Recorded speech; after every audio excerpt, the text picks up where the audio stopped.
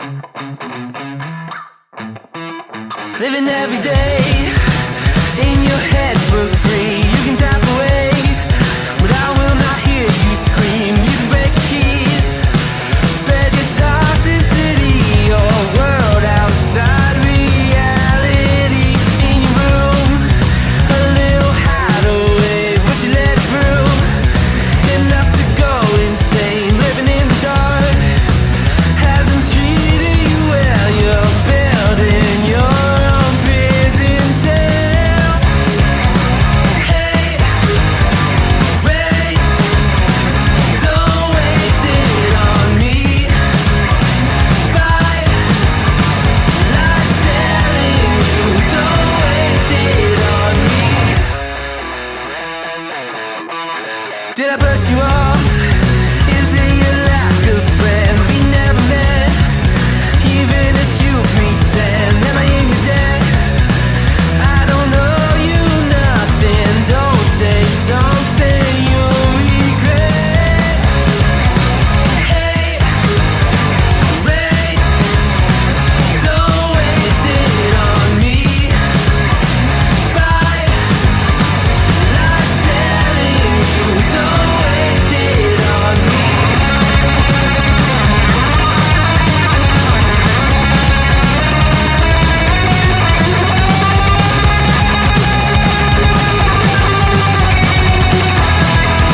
Hate,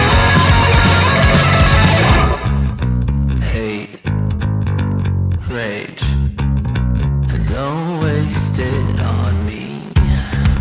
Spite, life's telling you, don't waste it on me. Rage, don't waste it on me. Spite, life's telling you, don't waste it. I'm telling you, don't waste it. Life's telling you, don't waste it on me.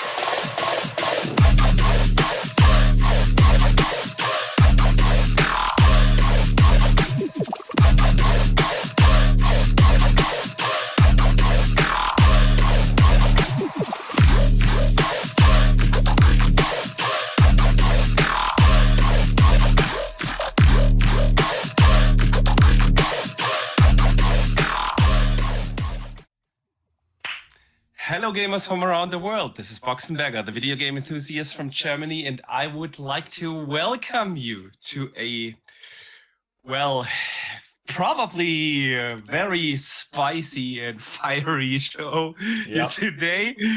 Dutch, Yes. man, what is happening in the community, man? Yep. It's crazy out there, it's crazy out there. But we will discuss everything, but first, let me welcome, of course, our awesome communities. We're co-streaming again, so shout out to both. Great to see you guys in the chat. We are excited that you're gonna share this day with us because there's probably a lot to talk about here. But Dutch, how have you been, my man? I've been well. Yeah. We intentionally didn't do a show last week for ourselves because we didn't have any further updates. So we thought, you know what it is, we'll leave it until we get official word and then we'll talk about it. And for yourself, of course, you were very unwell, so opted to stave off that show as well. So we have a nice week off, no podcasting, and today is the day where they officially speak up. So then we will talk. But otherwise, I've been good. I finished Final Fantasy 16 and Echoes of the Fallen. Echoes of the Fallen was much shorter than I thought, but it was good. It was a nice extra little side bit to it. We'll get into what we've played properly, but that's what I've been doing. I've also jumped back onto Alan Wake 2 and started that again from scratch, but I also managed to get into 4 chapters of that. in one stream, so I did quite a chunk of that as well. The music, by the way, some of Okay. the soundtrack to Alan Wake 2 is sublime. I've got a favorite song from it already, so I'm looking forward to talking about that a little bit. Good. And I've got a couple other games I need to try and squeeze in as well after Alan Wake before Rebirth. Yeah, you do. And I'm gonna put one on your playlist. It's you know what it oh, is, oh, Boxy. It was there beforehand, and I kept seeing it, and I kept seeing it, and I kept seeing it, and then of course ACG, as we know, yeah. awesome reviewer. He's always very methodical. He's always telling the truth, but very good reviews. And he's recommending it. And I've seen many things about it. We'll talk about the game we're talking about soon. But it looks fantastic. It definitely intrigues us. But it's Focus Home Interactive again, and they've been Absolutely. banger They after have been banger. on fire, honestly. They've got another one coming out as well, Flintlock Siege of Dawn. Yeah, yeah, right. I didn't know that this is published by Focus Home until a week ago or so. Yeah. And Flintlock, I think they said somewhere in middle this year or so. But yeah, right now, let's just get right into it, man. Yeah. And start the podcast with the games we've been playing. Let us know in the chat what you guys have been playing. You can also vote, of course, what gameplay you're gonna want to see before we going to before we're going to do the watch along of the Xbox podcast. Yeah. Yeah, Dutch Banishers. We're talking about Banishers. I was on the fence with this because I thought, like, man, massive open world action RPG, you know. Yeah. Should I squeeze that in between Suicide Squad, which I actually finished, and I put in a lot of time already in the end game as well. So, but I'll get to Suicide Squad in a second. So I wasn't sure whether to get Banishers. And then I thought, oh, well, I have another 2 weeks till Final Fantasy Rebirth comes out. So, of course, I can squeeze that in. And it is completely different than what I expected. Yeah. I was more thinking, this is probably, you know, open world game, like your massive action RPGs, which it isn't. And it is a very unique one. It reminds me of Tomb Raider. Mm-hmm. Meets A Blake's Tale. Good. It's a good mix. That's like, and that in a setting, you know, it plays in the years 79, and you have this English, what's that called? Elizabethan English ye old kind English of vibe setting. The ye old English kind of vibe. And it is a very linear game with like open areas at some point, and it reminds a lot with the campfires. Remember the campfires from Tomb Raider, where you sit down and then you can upgrade your stuff. But it is a very linear game, yeah. But you have to do a lot of hard choices, and the writing and the story is awesome, absolutely awesome. Like I was completely surprised. I did not expect this quality of storytelling. It's an amazing story about the Banishers. They are basically like, I don't know, people that send ghosts that stay on Earth back to the heavens, or banish them forever in oblivion. So it's like, and you are this couple, and something happens at the very beginning, and it is and then you basically play that couple, and you have to make really hard choices in the quests you do. You would absolutely love it. It's like there's the best of A Blake's Tale meets the best of Tomb Raider in an absolutely unique setting. Beautiful game.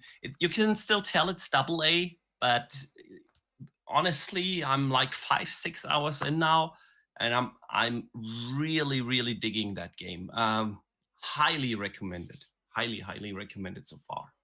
Yeah, I was just saying as well, aside from that, it's we were just mentioning the Focus Home Interactive have been absolutely nailing it recently with the amount of like really good quality AA games that they've been pumping out.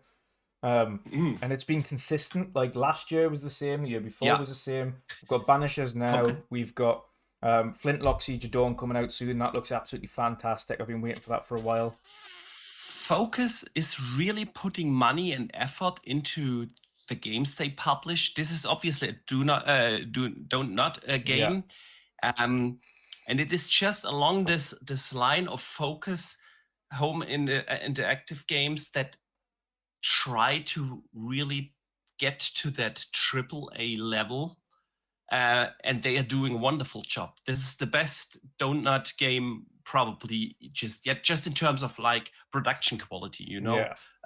Obviously it depends on taste, whether you like vampire or not or whatnot, but in terms of like production quality, they are almost there. If it wasn't for the like sometimes clunky looking, you know, animations and character models, you can tell with the facial animations, it's really not AAA budget. But other than that, bro, it is like absolute stunning production quality. It's only $60 also. Not an 80 euros.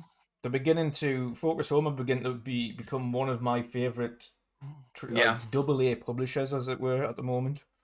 Absolutely. I literally can't knock them. Like everything that's been publishing recently has been really, really good quality. And good games, just generally good games. So absolutely, fingers crossed to keep it up, because I think they're really, I would say at the moment, probably underappreciated. I think they've been doing a fantastic job. Couldn't agree more.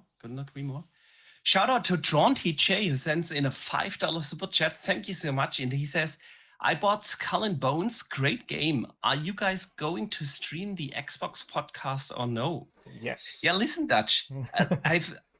He's not the only one. I've seen a couple of people buying that game, playing it on Twitter and posting great things about it on Twitter.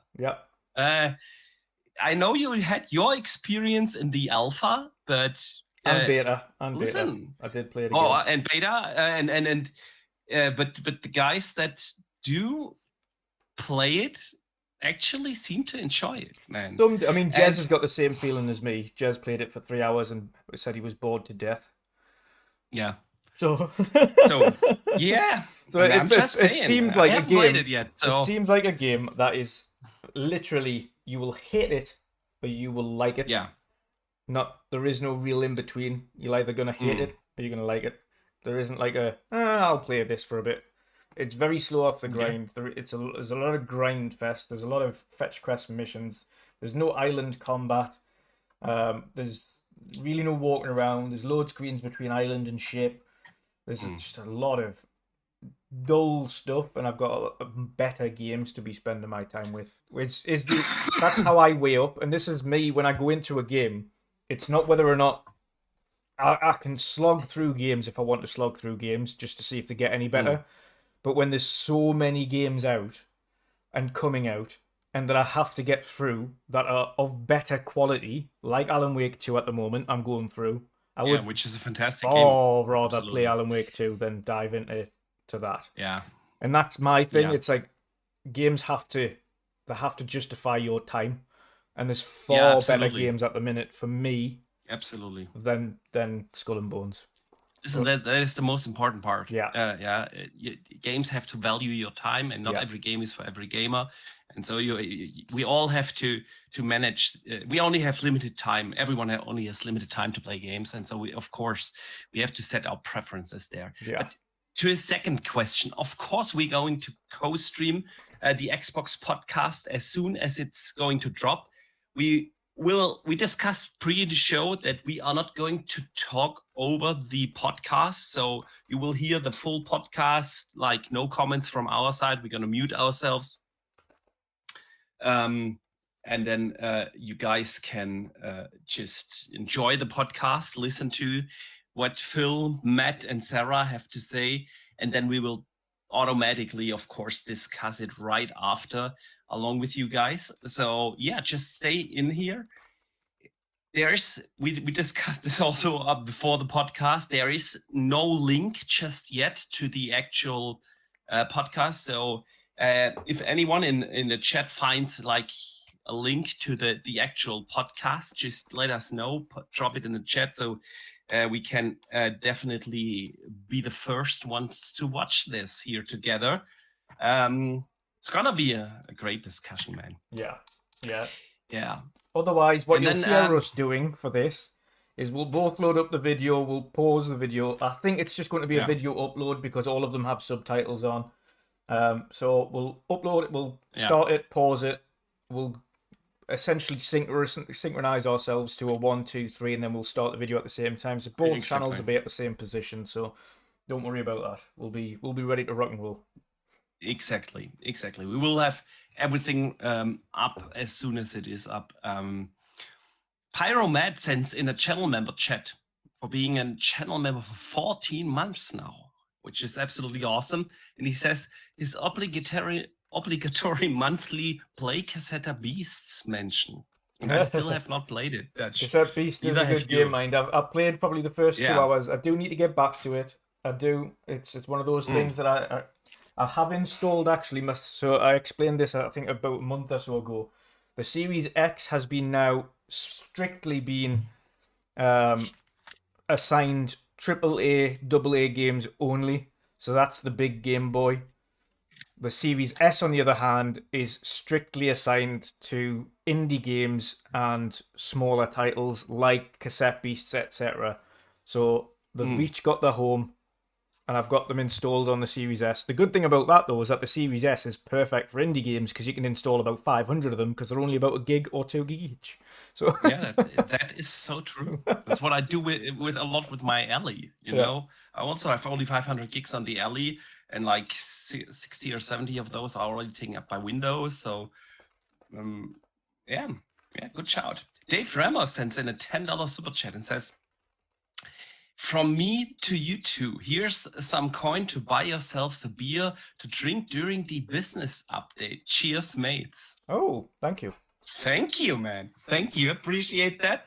Although we have to postpone the beer till next week because I'm still taking antibiotics because of my lung infection.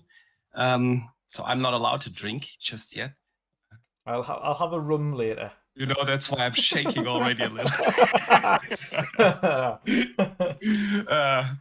No, but Dave, thank you so much. It's gonna be a fantastic day.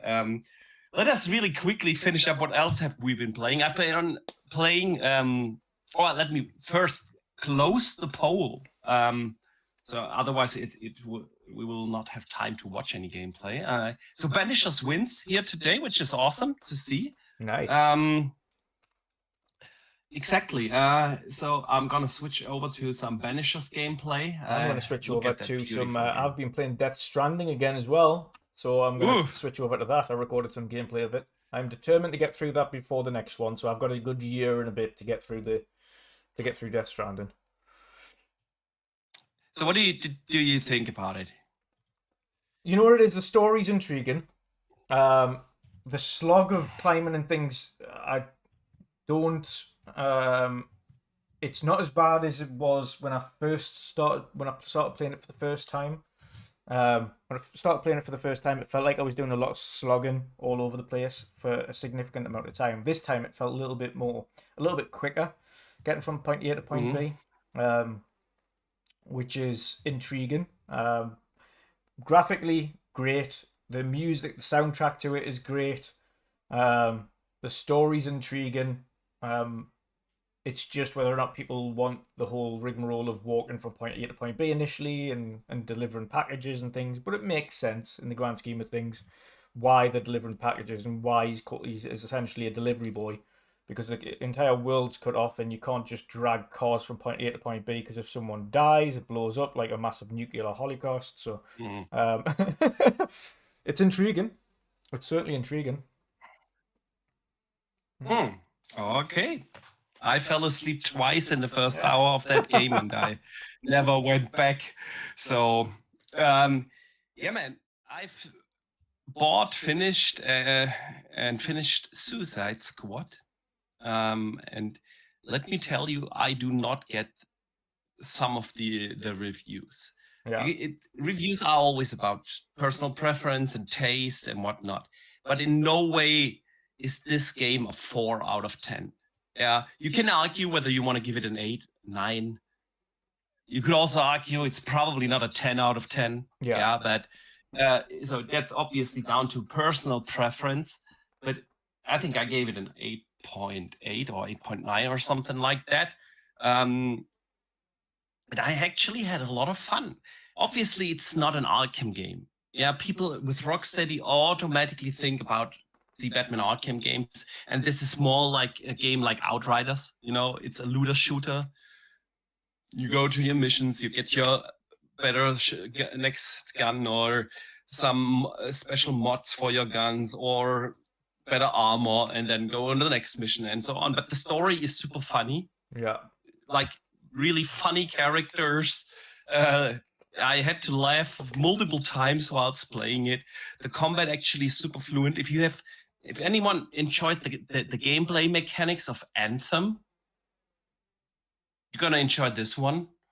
Like it reminded me a lot, maybe because I'm playing Deathshot mostly. Yeah. With a jetpack, and then but it's like that. And then the end game is fun. It's a little grindy, yes, and a little repetitive in the mission design, but overall, there's plenty to do in the end game already before they drop season 1, which is I think next month when they're gonna drop that. So I had a blast playing Suicide Squad, man. I'm glad you did. To be fair, the public's reception to Suicide Squad has been one of everyone's enjoyed it.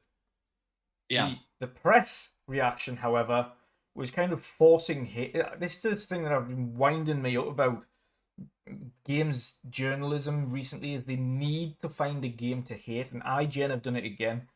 They've pivoted from doing their weekly, if not almost bi-daily updates on how much they hate Starfield to now how much they hate Suicide Squad.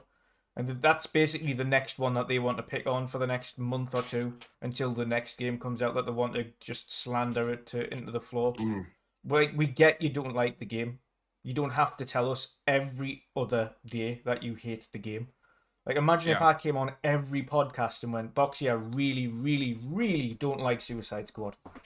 And you didn't even ask us. And then the next minute I'm like, Boxy, I just need to tell you, I really don't like the Suicide Squad. Like, I think it's egregious. I don't like X, Y, and Z. And then the next podcast, tell you exactly. You'd be like, will you just shut up? I get it. I get it. You don't like it. It's just constant. I don't understand why they need to feel the need. Are they low on their click ads revenue? Clickbait. Yeah. It's clickbait. It's nothing to talk about. IGN sometimes just gets more clicks via hate than with positivity. Yeah. That's why they've been writing like all these Starfield articles. Yeah. And then on the other side, they didn't write any negative articles on Spider-Man because there it wouldn't work. And I don't know. It's just IGN and the Kotakus and so on. I'm so sick and tired of those. It's like unprofessionalism times 10, It's like, and I also can't take Destin, even though he's like the Xbox face of IGN. I can't take him seriously, honestly. I'm sorry. They're always like too this. bothered. I can't take those guys serious. They're too bothered about getting involved in the console war narrative than actually just being a journalist. Journalists and trying to be professional and objective as possible, as good as possible. But this is why we stick. This is why we stick to Season Gaming. This is why we stick to Jeremy Penter. This is why we stick to the Iron Lords and things like that. It's because their sites don't drive intentional clickbait articles to get you in, because they don't care about the monetary aspect. Season Gaming doesn't even have any adverts on their site for that exact purpose. Like, they don't make money from it. There's no reason to, because what they'd rather do is report the truth. If they think the game's bad, they'll tell you once, and that's it. And exactly. That's it. They don't need to keep forcing it down your throat until you eventually take notice. Like, you don't have to convince everybody a game is bad. If you think a game is bad in an opinion piece review, that's fine. But I don't need to hear about it every other day. Like, True that. True that. So shout out to Andrew Sauce, who sends in a super sticker for $5 Australian. Thank you, sir. Thank you.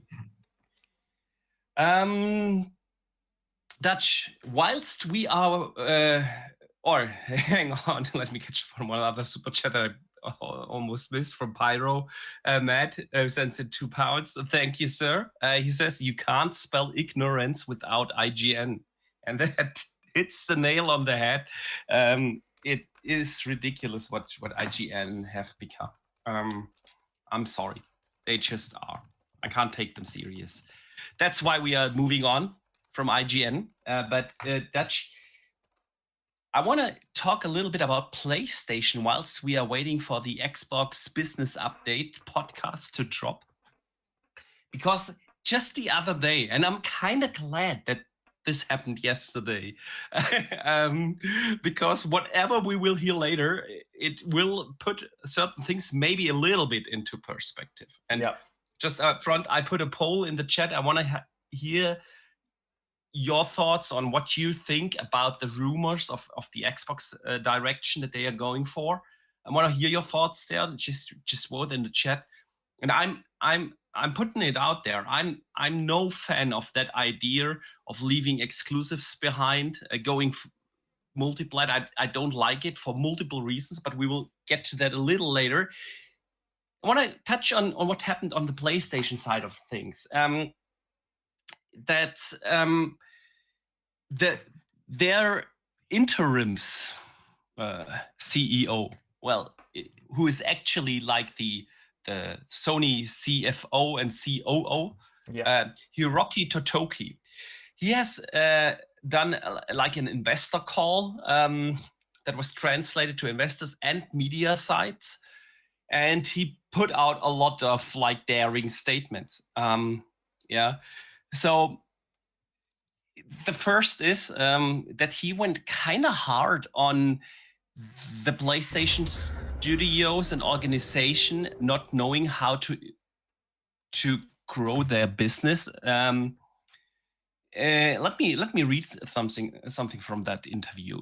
He said, "It's been about 4 months since I became chairman, and I'm trying to demonstrate leadership and have as many meetings as possible with the management team. I've also visited studios, and everyone is working really hard to fulfill their responsibility to try to optimize the business, and I understand that. But overall growth and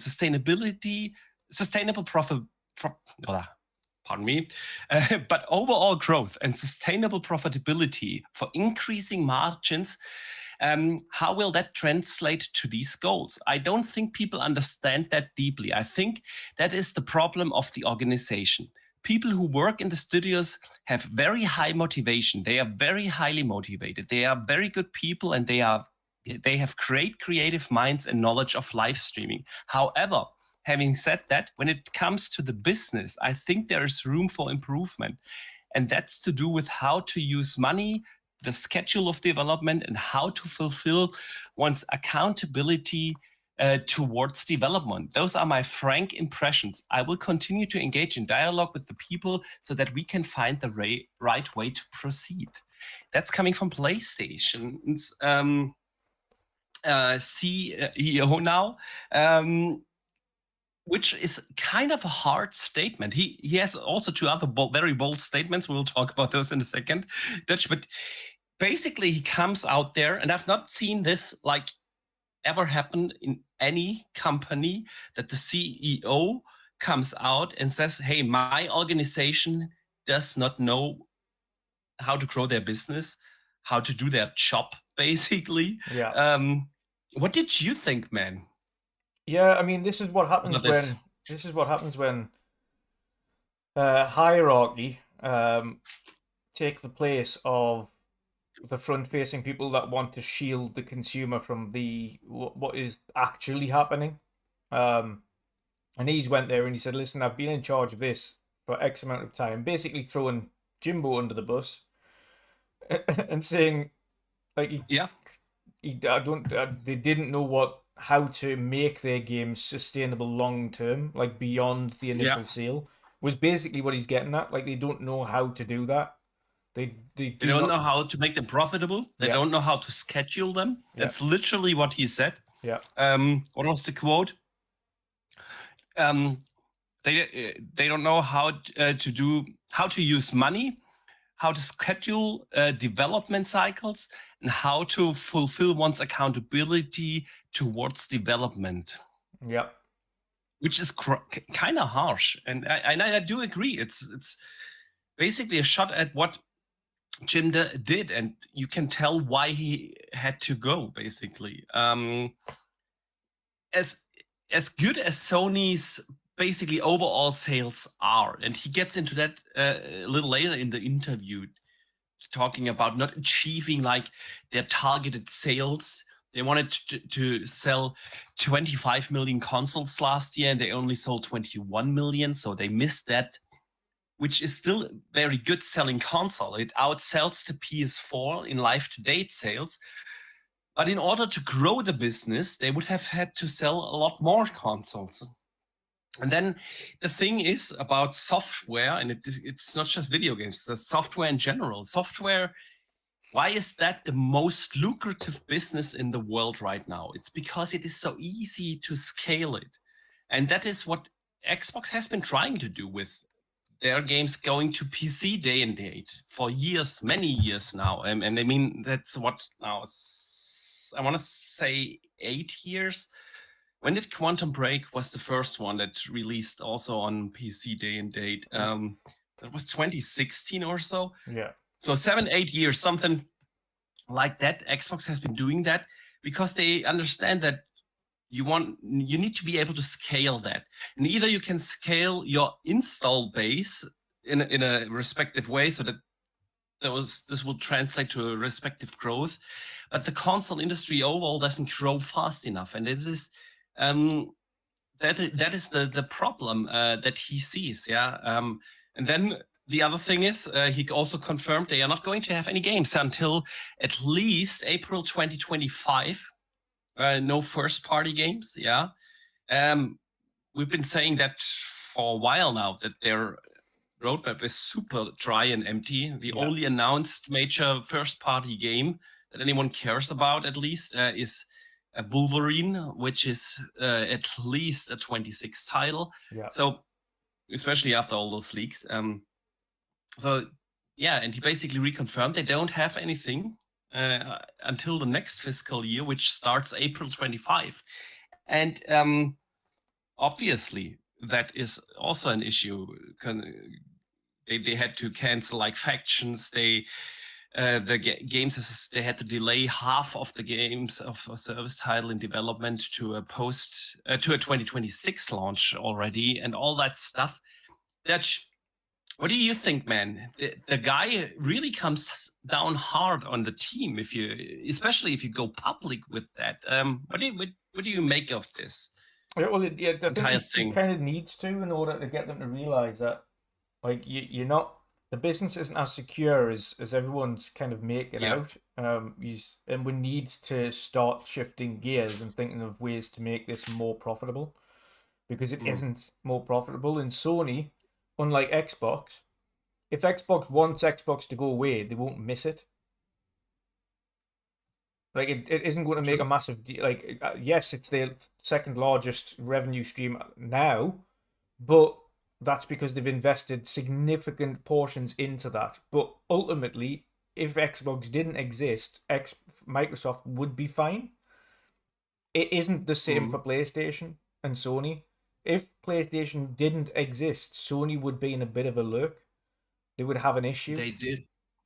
A very big issue. It's like, see, so far, if you look at the Microsoft stock, any announcement made towards the Xbox brand really never made a dent. Nope. The Activision Blizzard acquisition, a little bit. You could see like, okay, stocks jumped 2% that day. Yeah. And then it dropped dropped down again the next day. So it really, the Xbox business so far didn't really have like an impact on the stock market of Microsoft, because, like you said, it's only one part of that. that's very different with Sony. Their shares dropped yesterday 8.5% Yeah. after that announcement. It's down 6% And it was only in the month as well.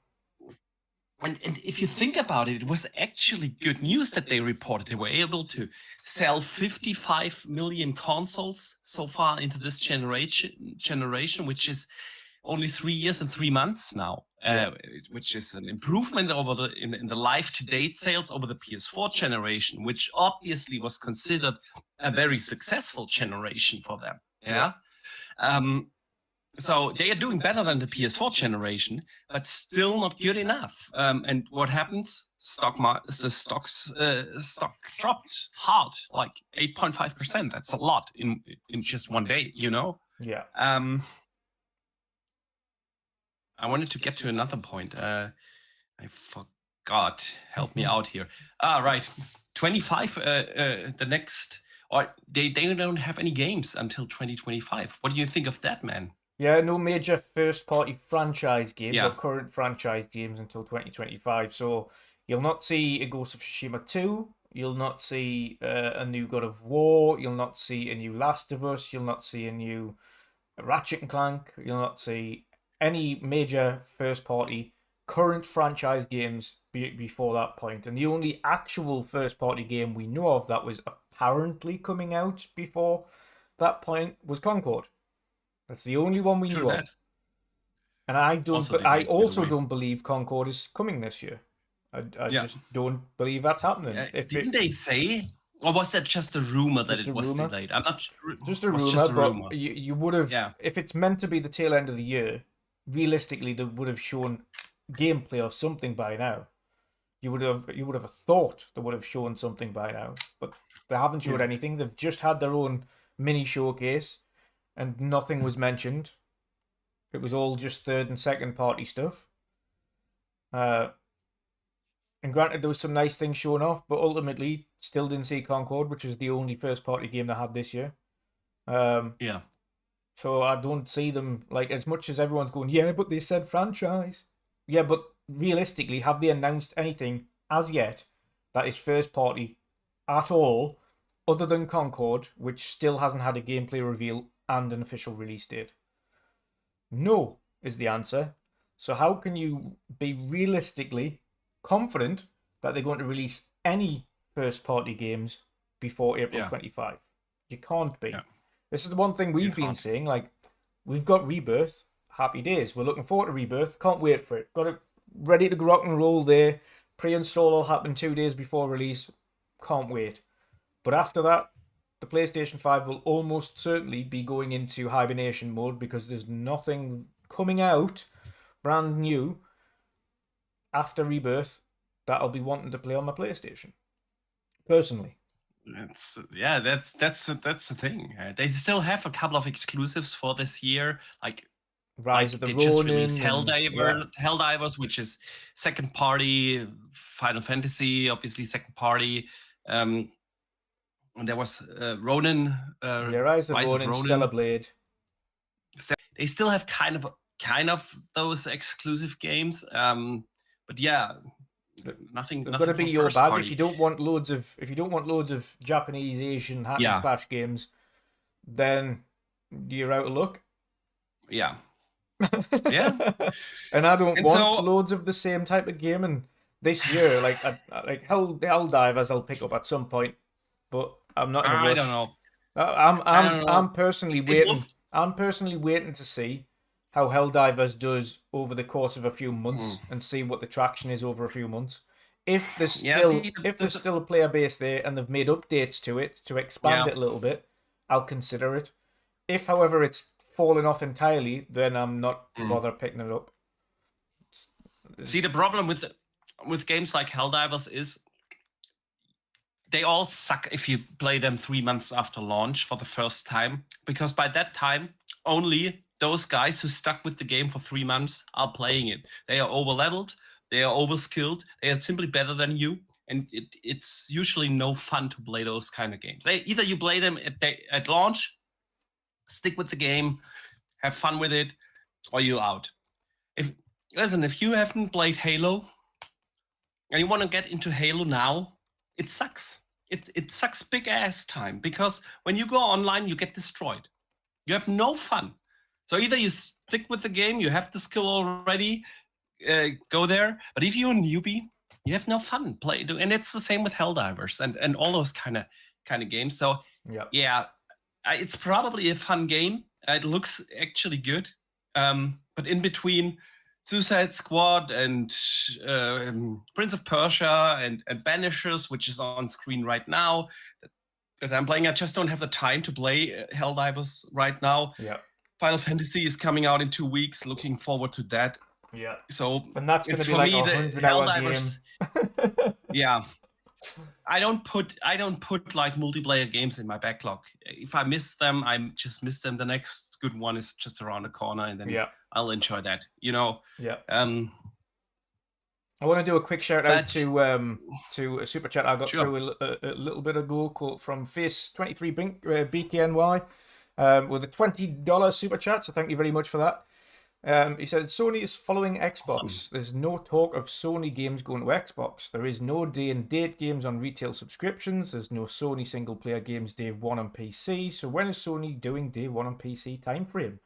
I think based on the comments of the CFO/COO, it's going to be within the next year you will see games, first party included, go day-and-date.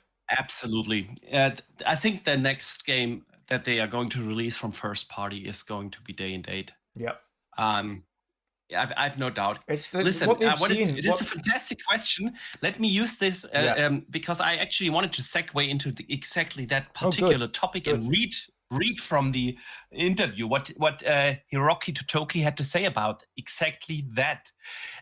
He said, in the past, we wanted to popularize consoles, and first-party titles' main purpose was to make the console popular. This is true, but there's a synergy to it. So you have strong first-party content, not only our console, but also other platforms like computers. A first-party game can be grown with multi-platform, and that can help operating profit to improve. So that's another one we want to proactively work on. I personally think that there are opportunities out there for improvement of our margin. So I would like to go aggressive on improving our margin performance.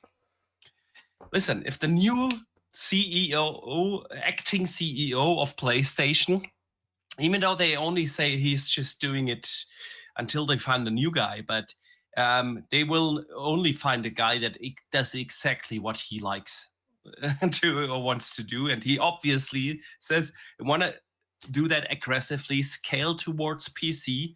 And so I have no doubt that with the next PlayStation game, you will see a shift on doing that. Whatever the next first-party title is going to be, it's going to drop day and date on PC. They've seen the success with Helldivers. Helldivers got almost 200,000 concurrent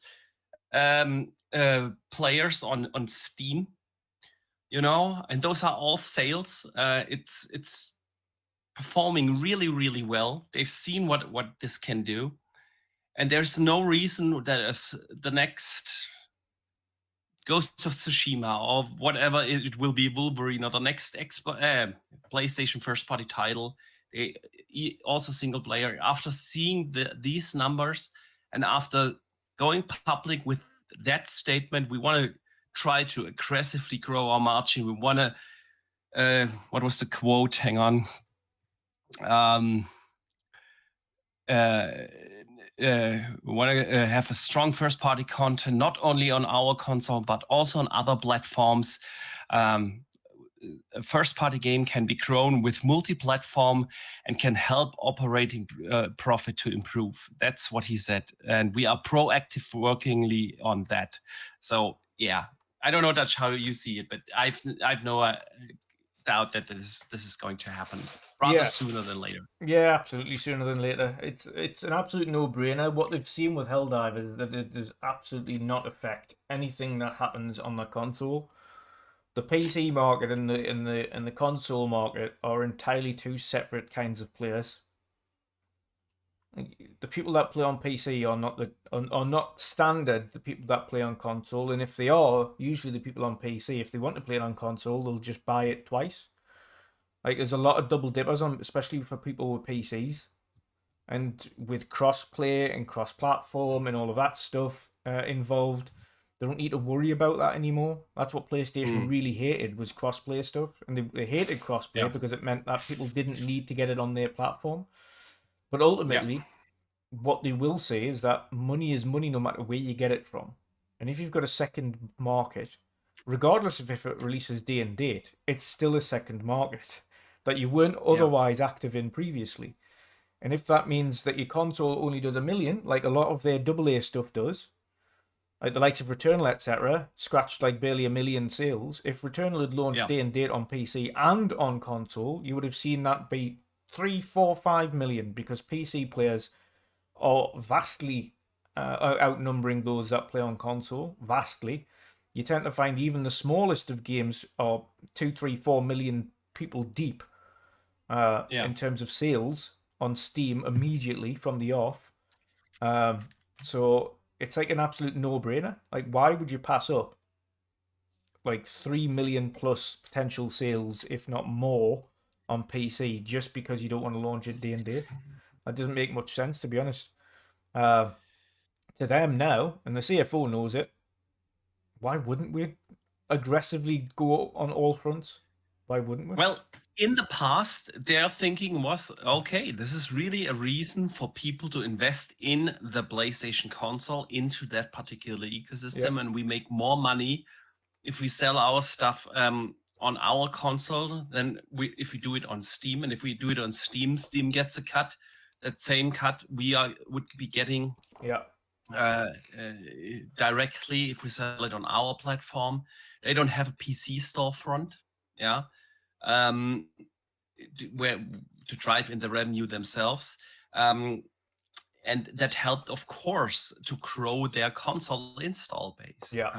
Because even if you're a diehard PC gamer, if you wanted to play God of War or Horizon or Ghost of Tsushima, you had to get a PlayStation anyway. So it was really forcing the ecosystem onto them. But obviously they've seen what they did with or what Xbox has done over the course of the last years, and that their profit margins are remarkable given the install base of their consoles. Of course, again, it's about growth. They just performed more or less the exact same way like they did last gen, which is still good. It's still a good business, but business evaluations are always based on the potential of growth. And that happens in every industry. Look, if you look at Tesla, Tesla is per se not worth what they are net worth right now. I think 150 billion or so. 50 billion or 200 billion, whatever there is. And it's not because if you look at all the factories together, that this is like the net worth of the company, but because investors believe in the growth of the company. And that's how business works. And you have to grow your business each and every year. Just even if you have an amazing 2023, which PlayStation actually did, they had a very good 2023. If they do the same this year, it's not good. You have to grow in order to be interesting for investors, in order to grow your company's value. Nintendo can behave a little bit different because the most of the company is still owned by private investors, and it's really not particularly the same. But every other business has to grow, and that's what they are looking at right now, at the problem. And that's also what Microsoft is looking at right now, and that's why we have this entire discussion here today. And we are still waiting for 10 more minutes, Dutch, until this podcast drops. So maybe we should briefly or smoothly transition over. Transition over to Xbox and that discussion, because Xbox is facing the same thing. How can we grow? And they haven't grown in the console space, really. that much. You can't argue. They haven't even tried. Yeah. That's what I always say. I don't feel like Xbox has tried for the last decade, at least. The last time they tried to grow the console space was during the 360 days. Yeah. And that's when they've been super successful. Yeah, when they secured great second-party exclusives like Mass Effect and Oblivion and stuff like games like that. Yeah. And then on top they had Fable and Gears and Halo and their own great and Forza and all those amazing first-party IPs. And then again, you put Mass Effect as an exclusive and Fallout and Oblivion. Fallout 3 was a timed exclusive, but anyway, you know what I mean. You put all that stuff on top of that, and that's when then they hate marketing, yeah. And then with the Xbox One generation, we all know what happened. Yeah, they didn't invest in content. They didn't invest in marketing. They actually dropped that completely. And for like at least a decade now, they have not been marketing the consoles. They have not put out content, not even this generation. After buying all those studios back in 2018, can argue they are going to have an amazing 24 if all those games come out. Yeah. But it's only up until this point in time where Xbox actually has content. Yeah. Last year, you could argue, yeah, with Starfield, that was the beginning. Yeah. And after that, they had Forza Motorsport. And that was the beginning of where they now seem to actually deliver the quality content in a regular cadence. But in the first 3 years of this console generation, they had Halo and Forza Horizon 5 in 3 years. And that's all that they had. They didn't have content. They didn't have the promise. They didn't deliver on the promise of power. They didn't deliver the power narrative, and there was zero marketing. I know it's a little different maybe in the US, where they actually care, but outside of the US, Microsoft really does absolutely not care about growing their ecosystem. Yeah. Yeah, and it's not, they don't care if they grow Gamepass, they don't care if they grow the consoles, they just don't care. There's zero marketing behind it. There were absolutely zero to none efforts to improve the localization problems that they have, and so on. So if you sum it up, Microsoft really didn't care to grow the ecosystem. Now that they are at this point, after all those years where people have been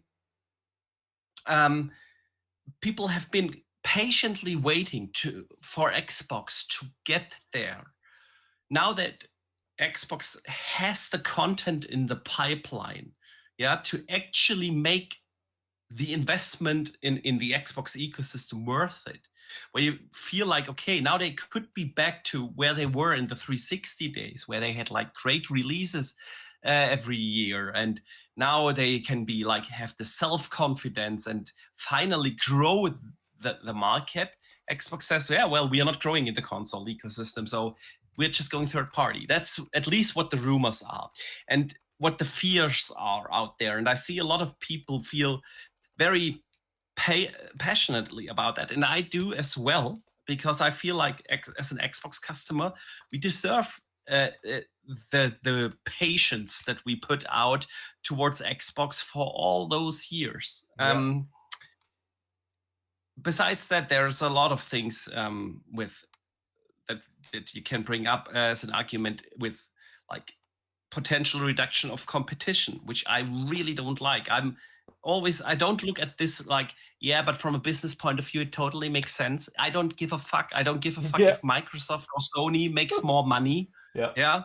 If a $1 trillion company makes more money, I don't care about that. I care what is good for us as a community, as gamers, as customers. I look at it from that point of view. Mm-hmm. And of course, if Microsoft brings their exclusives to PlayStation or Nintendo, there is this point. Why invest in an Xbox console? Yep. And even if they only do it for a few games and not every game, you will still have this discussion with every game. With every game that they are going to release, you will have the IGNs and the Kotakus and the GameSpots out there writing articles. Oh, Indiana Jones, is it coming to PlayStation 5? oh, Fable might come to whatever, the Switch 2. You will have those And articles the every natural time. knock-on effect of that, Boxy, is the fact that people will wait. You've seen PC players do Exactly. it with the Sony People games. will People wait. are just like, oh, Yeah. well, when's the PlayStation game coming to PC? I'll just wait. Exactly. I'll just wait. And if you are like the casual gamers and you want, hey man, I'm in this. I want to get a video game console again. I'm in this mood now to play a few games. And you start Googling, so what to get, Xbox or PlayStations? And you will find dozens of articles saying, oh, Xbox games come to PlayStation. Yeah. Why would you invest in that? And it is nothing that will happen overnight. It is absolutely, but you will see that over years. You will see that decline in importance of Xbox consoles, the console ecosystem, Yeah. over years, leading to less competition with Sony. And that's just what will happen. And I don't like that. I like that. I want Microsoft and Sony to fight for my wallet. I want both of them to have their exclusives because it gives the console platform an identity. And I don't want the discussion around every freaking game that Microsoft is going to release. Is it exclusive or not? Is it going to be? I don't want that. It's not good for the brand. It is not good for growing the Xbox console ecosystem.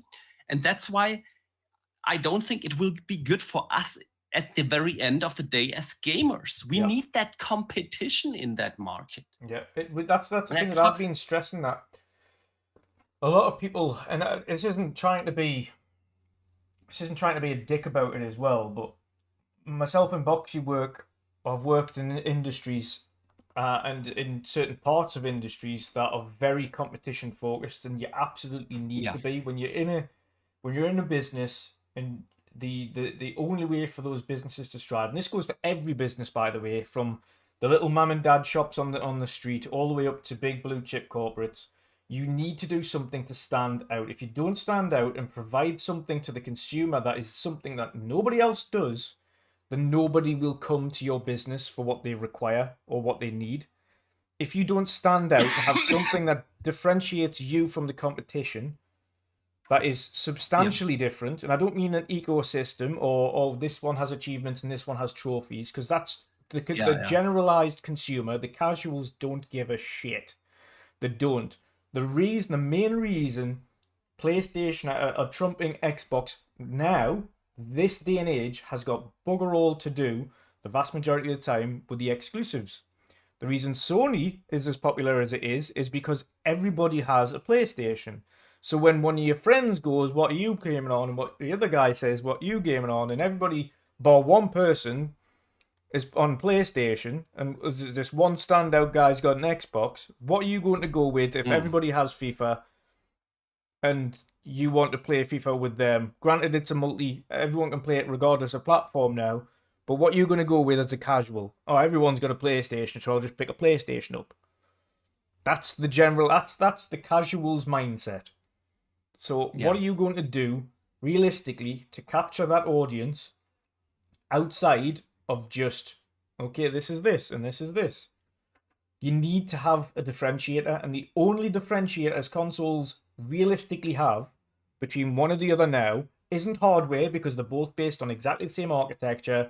They've got a couple of little tweaks here and there, but both hardware aren't the most powerful things you can buy. So if you're interested in power and performance, then you go to PC.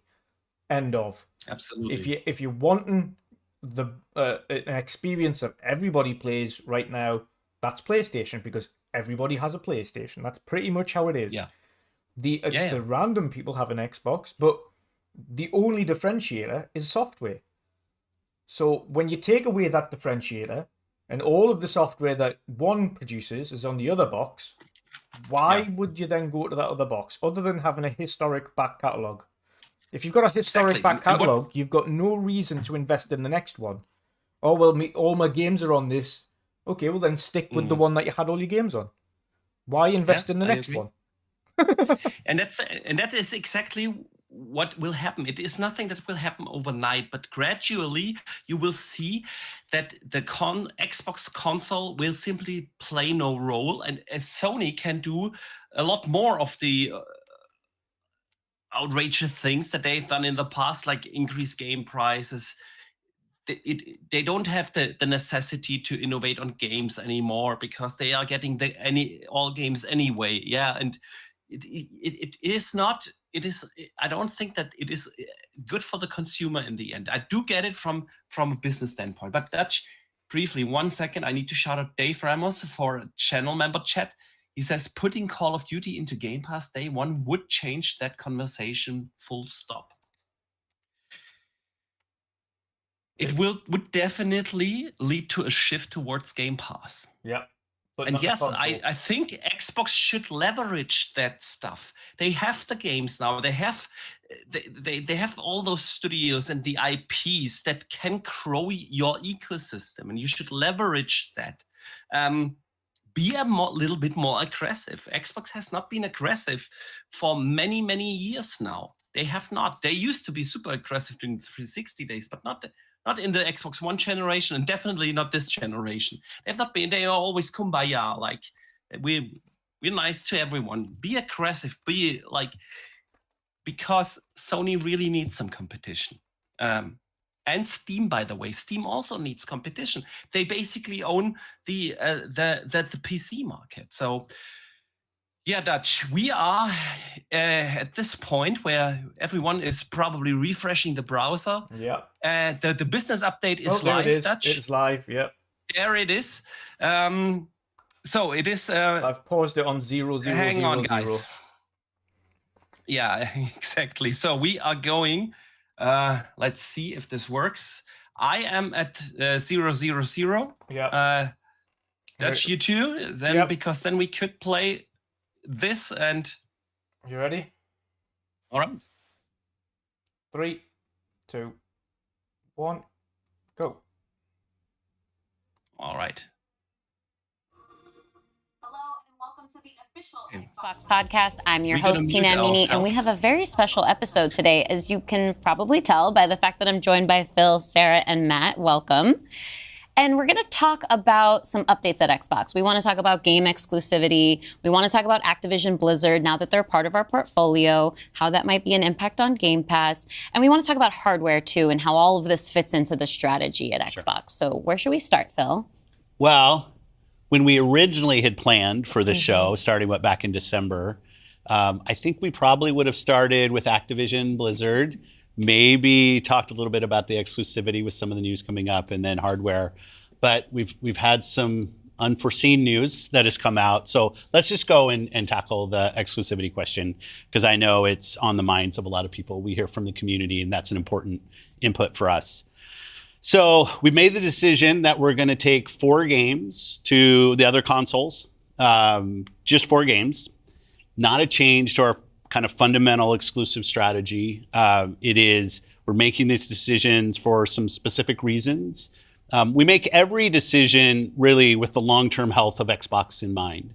And long-term health of Xbox means a growing platform, our games performing, building the best platform for creators, reaching as many players as we can. We're always looking to learn as a leadership team and to grow. And we think this is an interesting point in time for us to use what some of the other platforms have right now to help grow our franchises. So we're going to do that. So these 4 titles, what are they? Can you say? I'm not going to name those games. The teams that are building those games have announced plans that are not too far away. As we know, game teams put a lot of energy into their announcements with the partners. So I don't want to take anything away from those teams. So I won't be talking about the titles specifically, but I think when they come out, it'll make sense. Can we say if either of those titles are Starfield or Indiana Jones? They are not Starfield or Indiana Jones. Well, what was the criteria in how the team was thinking about selecting those 4 titles? Let me start a little bit outside of that, and then I'll get to the 4 specific games that we're talking about right now. Because the fundamental decision driver for any decision that we make, anything we're going to talk about today, is the long-term health of Xbox. That we're running a growing platform that is reaching more players, that our games are having as much success as possible. And I do have a fundamental belief that over the next 5 or 10 years, exclusive games that are exclusive to one piece of hardware, are going to be a smaller and smaller part of the game industry. And that's not some great insight, because if you look at the last 10 years and what the biggest games are today, it's a natural place, whether it's one console and PC, multiple consoles, mobile console and PC, you see big games landing on multiple platforms. And we want to be a great platform for creators that are trying to realize that potential. But now back to the specifics of the question on these four specific titles. We looked at games that are over a year old, so they've been on Xbox and PC for a while. A couple of the games are community-driven games, new games that kind of first iterations of a franchise that have reached their full potential, I'd say, on Xbox and PC. There's always growth. Franchises that we obviously want to continue to invest in. Part of having the ability to continue to invest is that the businesses behind those franchises continue. We think it's important that these service-based games that have communities behind them, that they can have confidence that they're going to exist in the future. So 2 of them, kind of community-driven games that will end up on other platforms and give us the ability to continue to invest in them. We think that's great for the business and great for the communities, more players to play with. I'd say 2 of the other games are smaller games that were never really meant to be built as kind of platform exclusives and all the fanfare that goes around that. But games that our teams really wanted to go build, that we love supporting creative endeavors across our studios, regardless of size. And as they've realized their full potential on Xbox and PC, we see an opportunity to utilize the other platforms as a place to just drive more business value out of those games, allowing us to invest in maybe future iterations of those, so sequels to those, or just other games like that in our portfolio. And when we don't damage Xbox and we can grow our business using what other platforms have and to help us with that, we're going to do that. And that's really the story behind these 4 games. And last thing I'll say, looking forward, I think there is an interesting story for us of introducing Xbox franchises to players on other platforms to get them more interested in Xbox. We think there's a good brand value for Xbox there. So 4 games, no promise beyond that. So if you're on those other platforms and you see these 4 games coming, please don't take it as some signal that everything's coming. It's not. And we're going to learn. So when you are thinking about the future and this concept of live service games, games that can benefit from bigger audiences, new audiences, how does that apply to future titles and how you're applying that criteria there? Yeah, there's really no fundamental change to how we think about exclusivity. We just came out of Developer Direct, which was an awesome show, where we showed great games that are coming to Xbox and PC and cloud, which really makes them accessible to hundreds of millions of people. So it's this kind of, we're really focused on a couple platforms and what's going to show up there. But our key of play the games you want with the people you want, anywhere you want, when everybody plays, we all win. These have been part of our strategy for years and will continue to be. Our focus is on how do we continue to grow the games industry by reaching more players in more places, and how do we grow Xbox as part of that. Xbox is a hardware platform, Xbox is a publisher of great games, and Xbox as a platform for the world's best creators. Mm-hmm. And then knowing that, how do we think about our first-party games and Gamepass? Yeah, well, to build on what Phil just said, one thing I would add, as you were talking about growth, is just that we've sort of seen this inversion over the last 5 years where it used to be that the platform was the biggest thing. That's right. And the games would sort of tuck in within the platform. Today, big games like a Roblox or a Fortnite could actually be bigger than any one platform. Yeah, and that really has changed the way that we think about things. So in the midst of all that, I think we at First Party can come back to sort of some core principles. First, that all of our games will be on the Xbox platform. Second, all of our games will go into Game Pass on day 1. And third, we know that Game Pass will only be available on Xbox. So there's sort of starting points for us. As Phil mentioned, there are games today that you can play that only can be found on Xbox. And at the same time, we want to bring more of our games to more players. So we're going to continue to look at that. Kind of moving aside, though, from some of those and thinking more about what does it really mean for the player, to me, the 2 key things are cross-play and cross-save.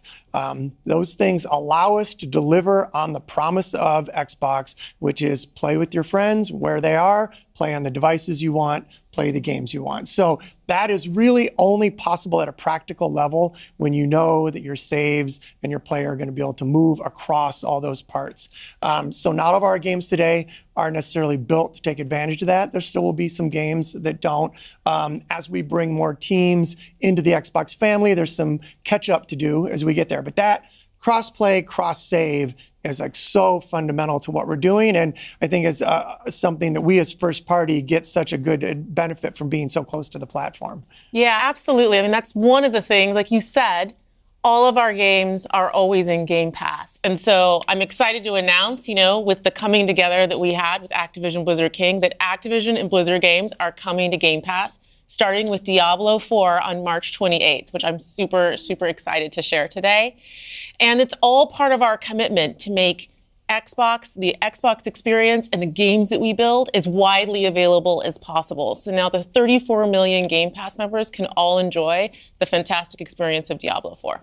Amazing. Can we come back to the point, Phil, you mentioned at the top, this isn't really a change in strategy for us. Can you recap for me how it isn't? Yeah, and I thought both Matt and Sarah did a really nice job of talking about what we're doing on Xbox, where we're going. If you take a platform feature like Xbox Play Anywhere, which has been a promise that we've made on our first party games, that you can buy our game once, you're going to get to play across Xbox and Windows. I think we're the only platform that does this. That makes it possible for you not only to play with your friends wherever they are, but to know that you actually have multiple entitlements to the games. I think that's a technology I would love to see applied to more platforms. But it is this view that people are going to play Xbox in multiple places.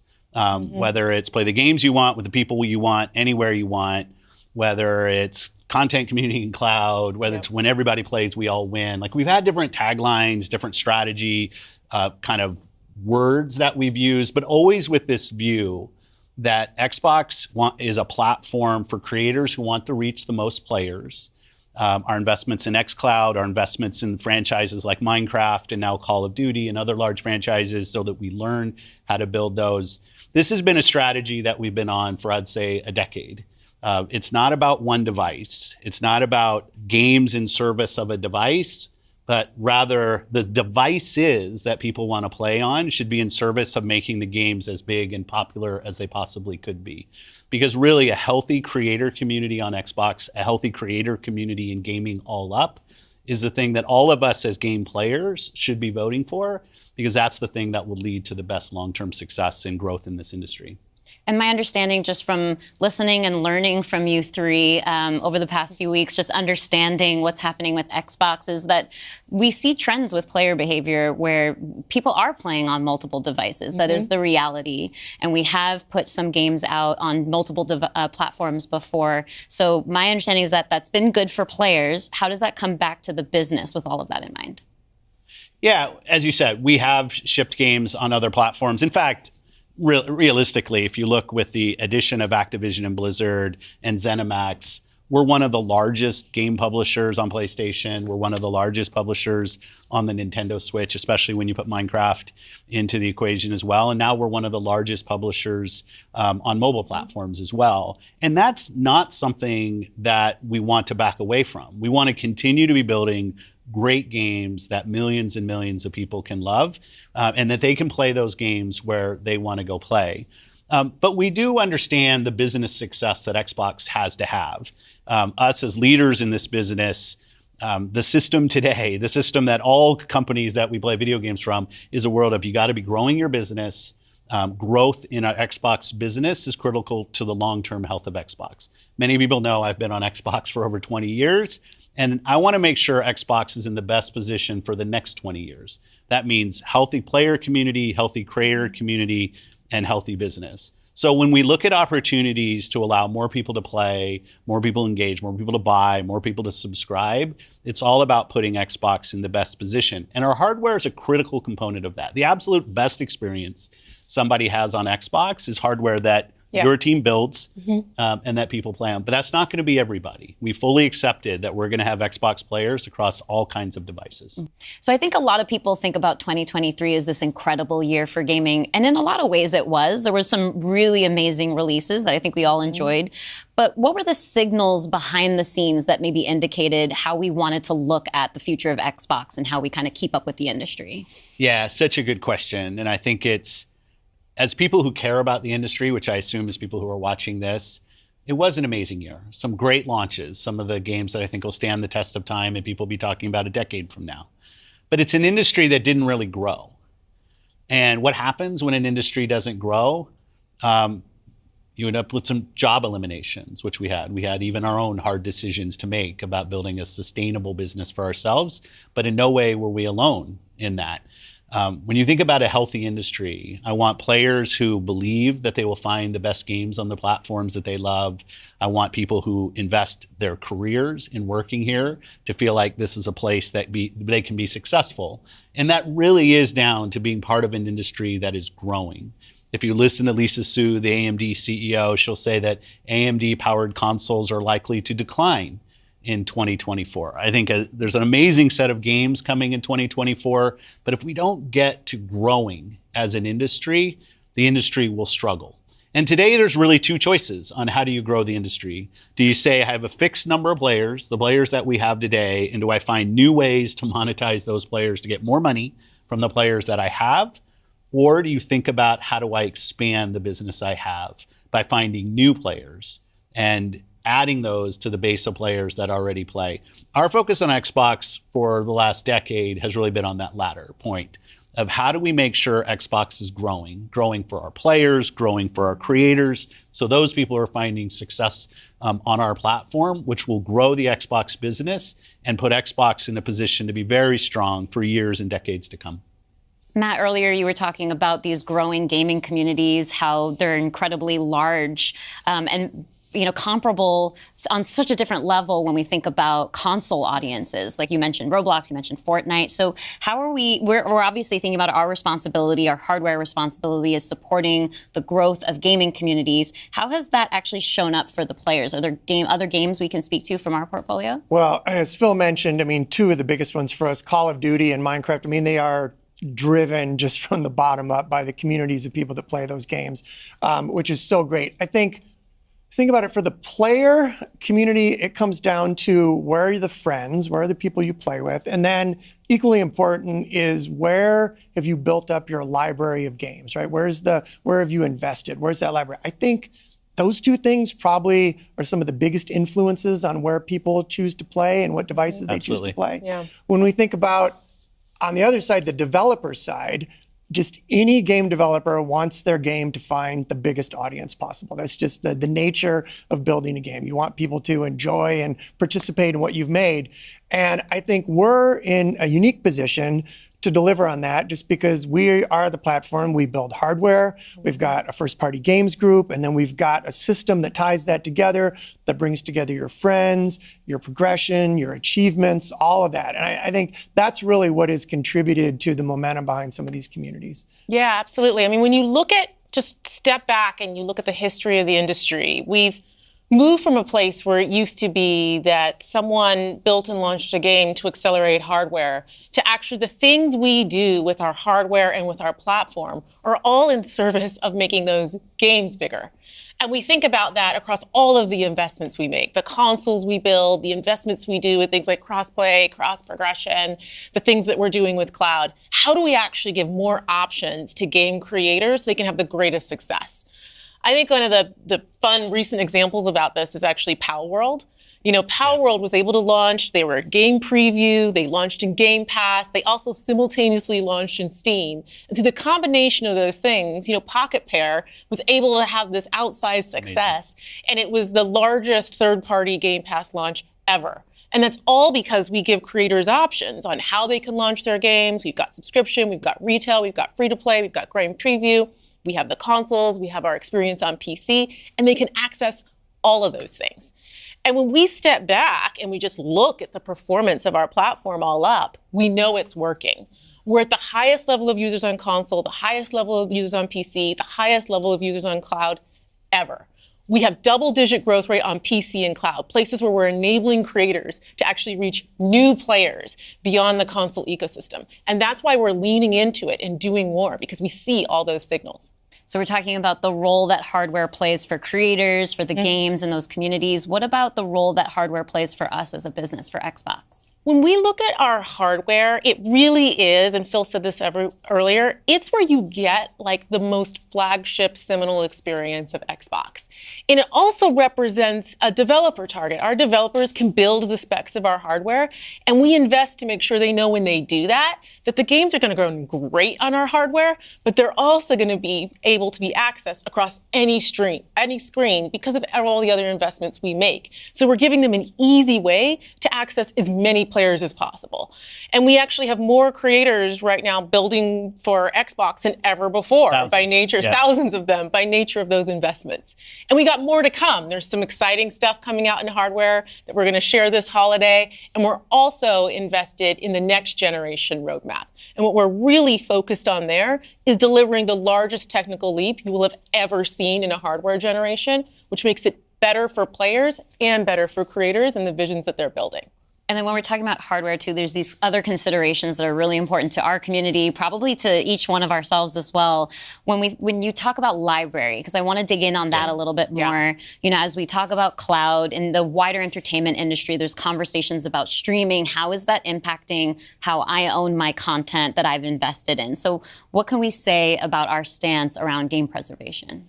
Yeah, you know, one of the highlights for me of being in this position was getting to stand on stage when we announced the back compat coming to Xbox One. Like, it was fantastic. People were reading the teleprompter before I could read it. I'm a slow reader, and just feeling the energy in the auditorium as we were saying that and online.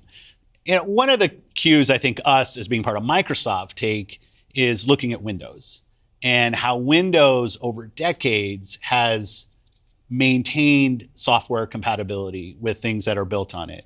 Like, I can still go back and play some of the games that I love playing on Windows from decades ago, and it will still run. And we try to bring that same view to consoles. It's harder in console because the line between what the hardware is and what the game is in consoles is traditionally, it's tighter, which makes compatibility, you end up doing these generational compatibilities that we've built. But I will say compatibility, the ability to not only play the games, but my saves are still there with our cloud save systems to try to keep the services up as long as we can so that people can play, is a tenet of what we are as Xbox. It's at our foundation. And when we look at future hardware generations and what we're going to support, making sure that we respect, which is the word I use, respect the investments that people have made in Xbox going forward is fundamental. And the fact that you get entitlements when you buy a game from us on both Windows and Xbox also means you have the ability to play that game across a multitude of devices, which I think furthers the compatibility of the games that you own. Can we go back to what Xbox stands for today? I think we've pretty much covered all of the elements, but if you could break it down for me. You know, when you play on Xbox, what we're saying is you're playing on a platform where you know the biggest games in the world are always going to be. You're playing on a platform where you get to access Gamepass. And all of the games from our incredible range of studios will always launch in Gamepass day one. And you're playing on a platform that's dedicated to you, like player-first features, cross-play, cross-save, cross-progression, backwards compatibility, being able to play your games in your library anywhere you want because of the investments that we make in cloud gaming. And so you're playing somewhere where you're investing and you know you get to take the games forward with you and across all of the screens where you are. And I think most importantly, Xbox is a place where you know when you're investing in Xbox, you're investing somewhere that is dedicated to making games more successful and creators more successful so that they can invest more to bring even better experiences to you all of the time. Yeah, just that investment in the studios is so, and we feel that as part of first party with the platform proximity. You know, it's kind of amazing now to look out across all the studios we've got and just be reminded that we're now one of the biggest development organizations in the industry. What does that mean for players? it means that the biggest games are going to continue to come to Xbox. And this 2024, the year coming up, we've got more than 10 major releases coming up. Great stuff. Hellblade 2. We've got Diablo expansion. We've got Avowed, Ara, the Indiana Jones game. And there's more in development, which I think we're going to be able to share more about at our June showcase coming up pretty soon. Well, I guess I should get ready to work on that show. Well, thank you all for showing up on the podcast today, and we'll see the rest of you this June. Yeah. Thanks, Tina. Thank you.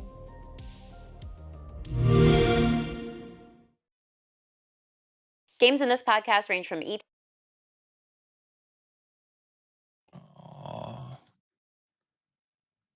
All right.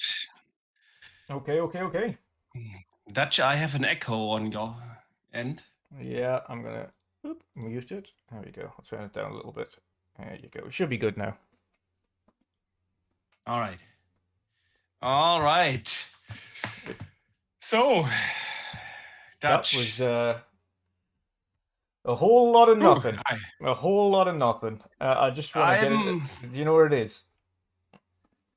Yeah, tell me, because I'm a little speechless, and that is not a good thing if you want to do a podcast. So I'm glad if you would take the first comment of the day. And guys, let us know in the chat, what did you think? Success. Was that good? Did Xbox address the concerns? Did they have clear messaging for you? I will also put up a poll. Please vote. We want to hear your thoughts. Let us know in the chat what you think. Let me hear your thoughts, man. That was wildly blown out of proportion, wasn't it? Yeah. First and foremost, let's get into the kind of key talking points. I've made a note of them all the way through there. The key talking points that they brushed on, other than the kind of jargon in between, because a lot of it was fluff. 4 games are coming out cross-platform. No change to strategy otherwise. Won't name the exact games. However, he kind of broadly spoke about which ones they weren't. He said there isn't Starfield, it isn't Indiana Jones. They will remain exclusive.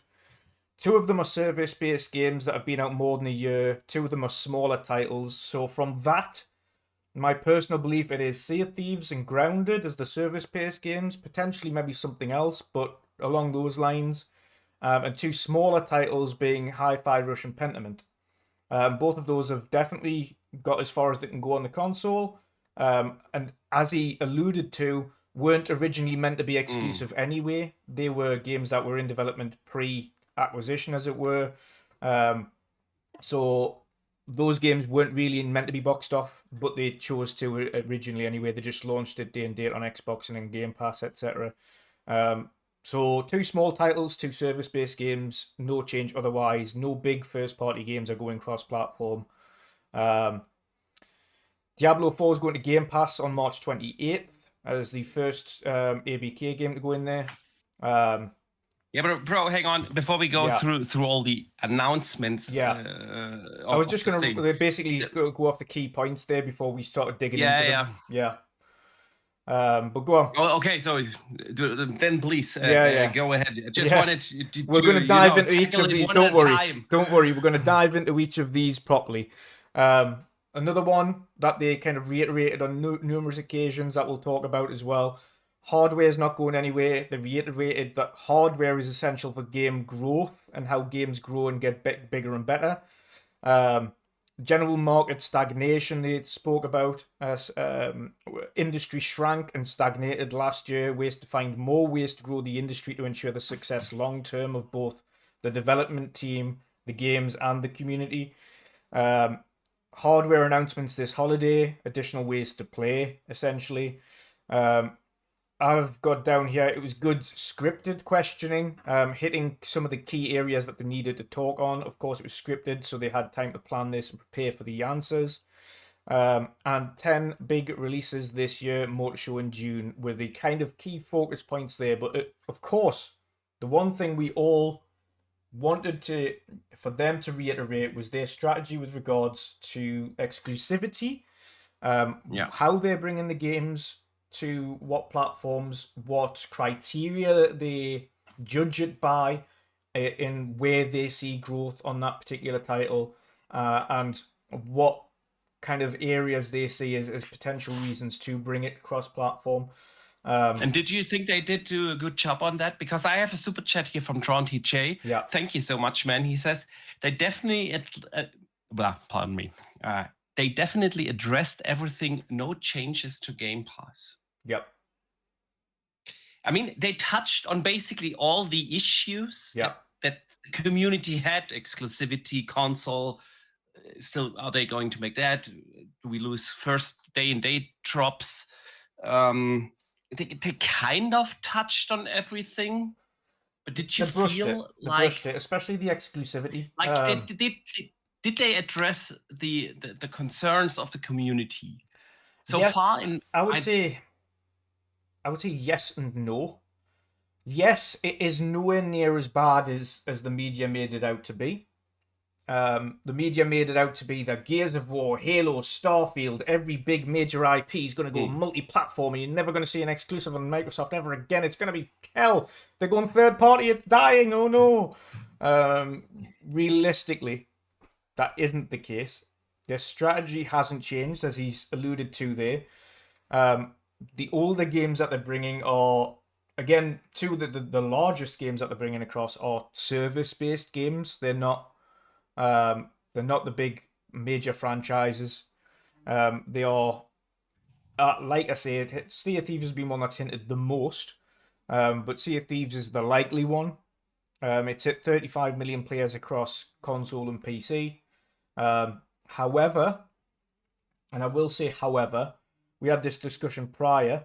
I don't think Sea of Thieves will get outside of being in a subscription service. And again, we don't know what discussions they've had with PlayStation Plus, but outside of being in a subscription service, I cannot see Sea of Thieves, and I've put many days worth of playtime into Sea of Thieves myself. I love the game, but I cannot see Sea of Thieves selling well on PlayStation. If it was in a sub-service, you'll get plenty of players on PlayStation. If it's sold on PlayStation, however, I cannot see it doing numbers. It's not the user base for that type of game. I understand why they want to put games like that onto PlayStation, because they believe they will grow the player base there. And maybe if they do hash out an agreement for Sea of Thieves and Grounded to go in PS Plus, that will benefit. And I think that would probably be the best strategy for them. Listen, guys, we've got Sea of Thieves, we've got Grounded. These are our service-based games. They would probably work best if they're in your sub-service as opposed to being on sale. That will grow the player base a bit more. We rely more on the microtransactions of that than the actual physical sales. We don't believe these games are going to sell particularly well on your console, although we will give the option to do that. I think that would be the best arc for them to do that with service-based games, is try to work with PlayStation to get them into a service so that players have those ways of doing it. Otherwise, I don't see the games selling well off their own accord. Hi-Fi and Pentiment are the two small titles I believe will be the ones. I think Hi-Fi's been... Yeah, I do agree. I think that's the two, Hi-Fi and Pentiment, and then as a service game, it's going to be Grounded, and then it's going to be Sea of Thieves. Yeah. I think those two... I think in terms of reiterating, Starfield and Indiana Jones are not going to go cross-platform, and they are remaining exclusive. He's like, no, they are not the two. Starfield and Indiana Jones are exclusive. Especially Starfield, which was massively rumored to be, they're definitely bringing this over. It's going over. And then saying no, Starfield's not one of them. Neither is Indiana Jones. I think that kind of highlights the fact that these major ones, this is what we said, these major ones are the ones that you need to have as your standout. This is a reason to invest in the Xbox ecosystem by itself, not Game Pass. Because I've mentioned this before. Although Game Pass is great for us folks who know about it, the marketing around Game Pass is dreadful worldwide. If you talk to a casual consumer, nobody knows what Game Pass is. Nobody does. It relies on word of mouth. It relies Yeah. on me or Boxy or other people to go around and viral market it for them, because if we didn't, it wouldn't get people invested in it. Games like Call of Duty, which they've said I they agree. all studios, all games of all studios they own will go into Game Pass day one. So games like Call of Duty going into there will absolutely have a good effect on it if they market it correctly. The one thing I wish they hammered them down on is the marketing. But that's not something the Yeah. community pushes back on enough.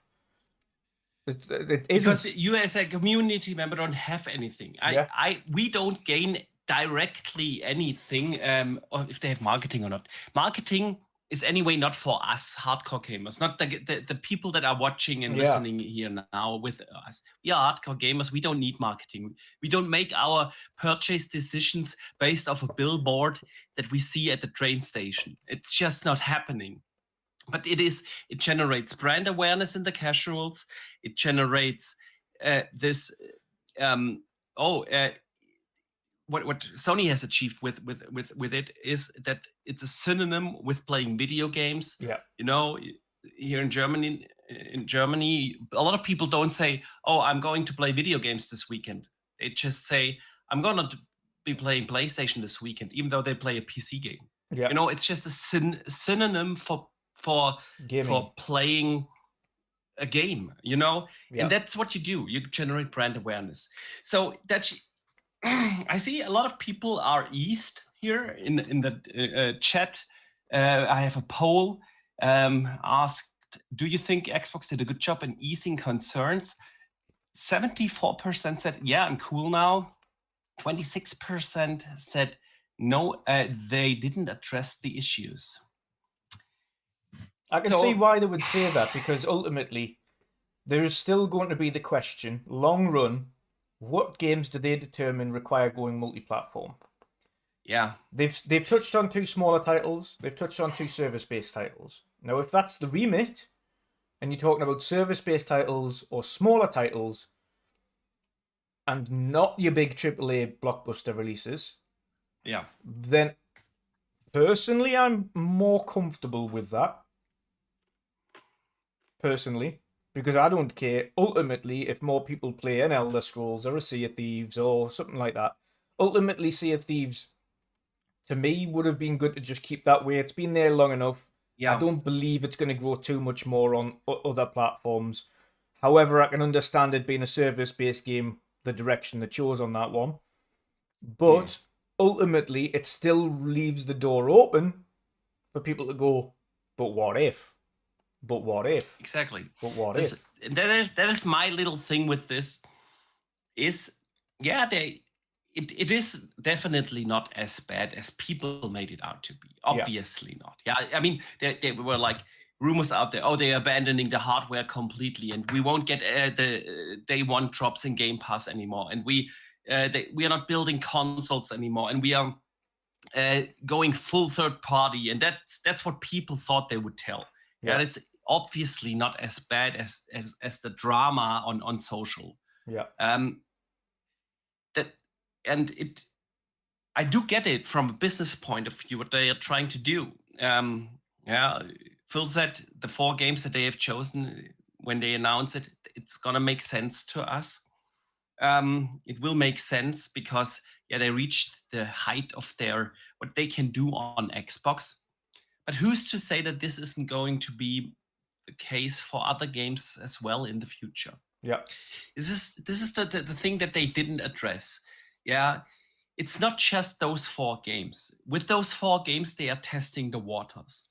And with those 4 games, they open the door for the discussions that might hurt the brand. Because just for the sake of argument, I'm going to assume it's going to be Sea of Thieves, Grounded, Hi-Fi Rush, and Pentiment. Those 4 games are coming there. Who's to say that State of Decay 3 shouldn't come to other platforms as well? Because this is also an ongoing game. It's going to reach its heights rather sooner than later after release. Hi-Fi Rush is only out a year. It's not like Sea of Thieves, which is out for 6-7 years now. who's to say that they don't consider that as well? And you open a door with that. You do open a door, and I wonder if the sales and the revenue you are generating by selling Hi-Fi Rush on PlayStation, selling Pentiment on PlayStation, if the little revenue that you're going to make is going to be worth the brand damage that they took through the discussions they already have, and that they will going to continue to have with other games. Because it's now a fair question with every release to ask it at least once. Is Blade coming to PlayStation? Is State of Decay 3 coming to PlayStation? Is the next Doom coming to PlayStation? People will ask that question. And it is hard for me to imagine a point where this is not, even if the answer is always no, it's not coming to PlayStation. But that the question is out there alone is going to hurt you. Yeah. Because, like you said, Xbox is not advertising their ecosystem. Hang on. Yeah. They are not advertising it themselves. Yeah. They let the community, us, do it, and the IGNs and Kotakus. And IGN is not going to write, oh, it's awesome that Xbox is getting the exclusive Indiana Jones. They are not going to write that article. Nope. They're going to write the article, is State of Decay 3 coming to PlayStation? Find the answer here, you know? Yeah. That alone, is that worth the few 100,000 copies you're going to sell of Hi-Fi Rush on PlayStation? Yeah. Yeah. I'm really not sure. I want to touch on that before you move on as well. I want to touch on that before you move on. Please. You made a great point there on the questioning and the door open, because ultimately we spoke on this beforehand, before they started doing all of this, and that was the question, like I say, PC players do with PlayStation games. We'll just wait, it's going to come out to PlayStation, to PC eventually. Yep. And if that question is out there, people are going to be like, yeah, but Xbox have said this before, and look what happened. Yeah. So why would I? So I'm just going to wait. I'll wait a year. If we haven't heard anything, then I'll get it. And at that point, like, it's either dead, or they've forgot about it, or nobody's playing it anymore. Shadowed by the next new thing. Yeah. That's exactly the thing. I'm not sure. I do get the point that Phil made almost to the end of the podcast, where he said, well, it is for us about growing. We are not growing anymore. Mm-hmm. I've touched on that a little bit before the podcast aired, because I think, well, they didn't really try to grow. One thing I did like about that comment as well, whilst you're on it, as he mentioned, not trying to grow, is this is one thing I did like about what he said, was he doesn't want to find more ways to monetize the people he already has. Yeah, exactly. Thank God for that. That's a two.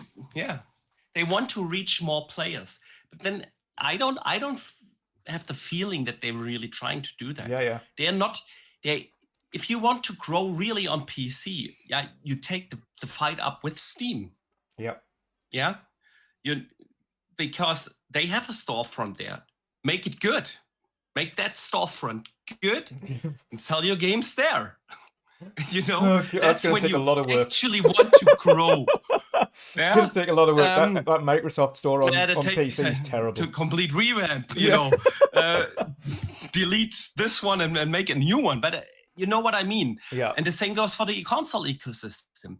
Again, they didn't have the content up until the release of Starfield to support console growth. Yeah. They don't market it. Yeah. And so you can't expect to grow. Yeah. That's obviously they have their reasons to do that. Yeah. They must be sitting in the boardroom and saying, okay, it's not worth spending hundreds of millions of dollars on marketing, or even billions on marketing. They must have a reason for that. I do get it. It's just from the outside, to me, it feels that way. So Phil said, obviously, and I think that was I'm not sure if I liked his statement about look at what the industry did. Even though great games came out, all those studios had to fire people.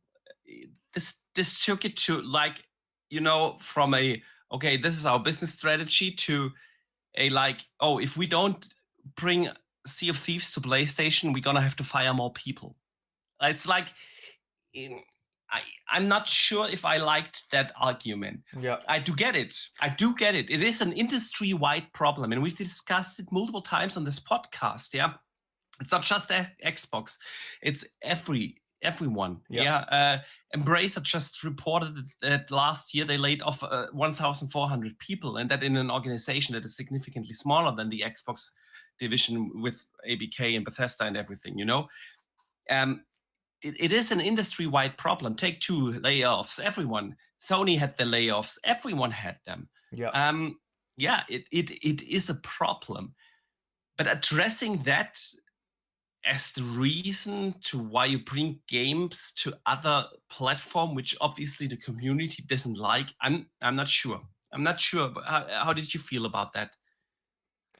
Yeah, I understand where he was trying to go with touching on having to reduce headcounts and the industry as a whole having issues, but I don't think he linked it well with, as you mentioned, the entire point of the discussion was talking on the roadmap of Xbox.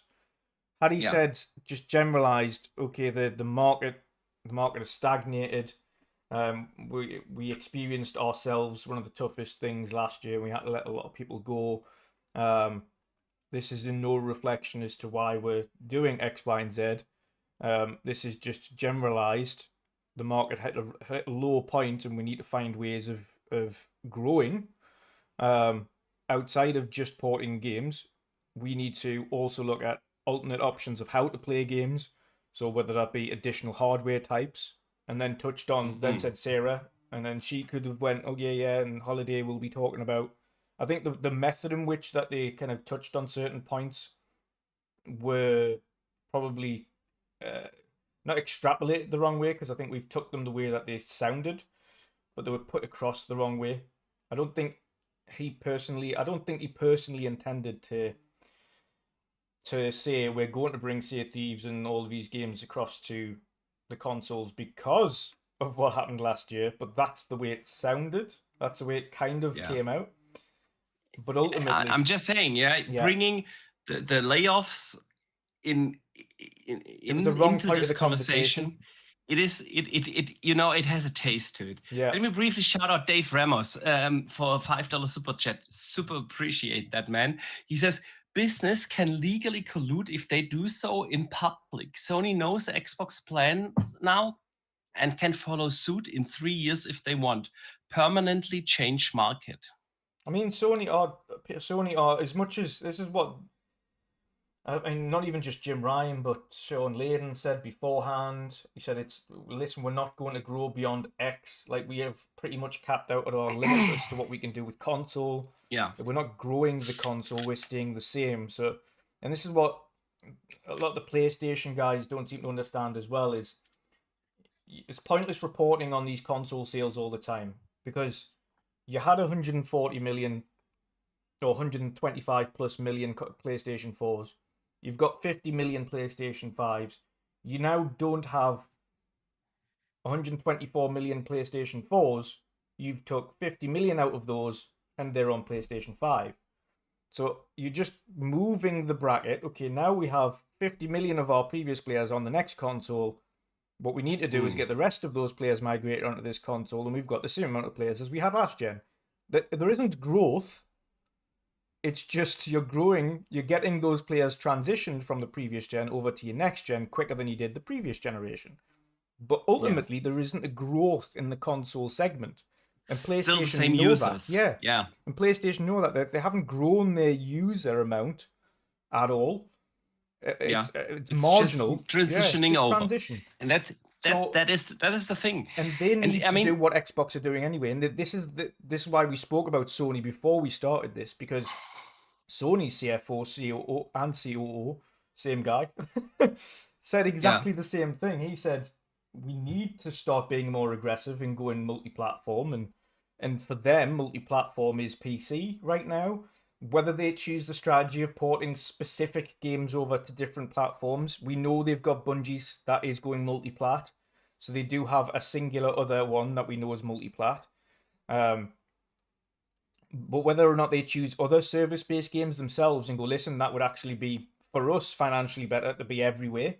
If they do their games as a service plan, then they will do that. And I ultimately think if they do intend on following suit with the games as a service segment, they would be stupid not to put that everywhere as a games as a service game.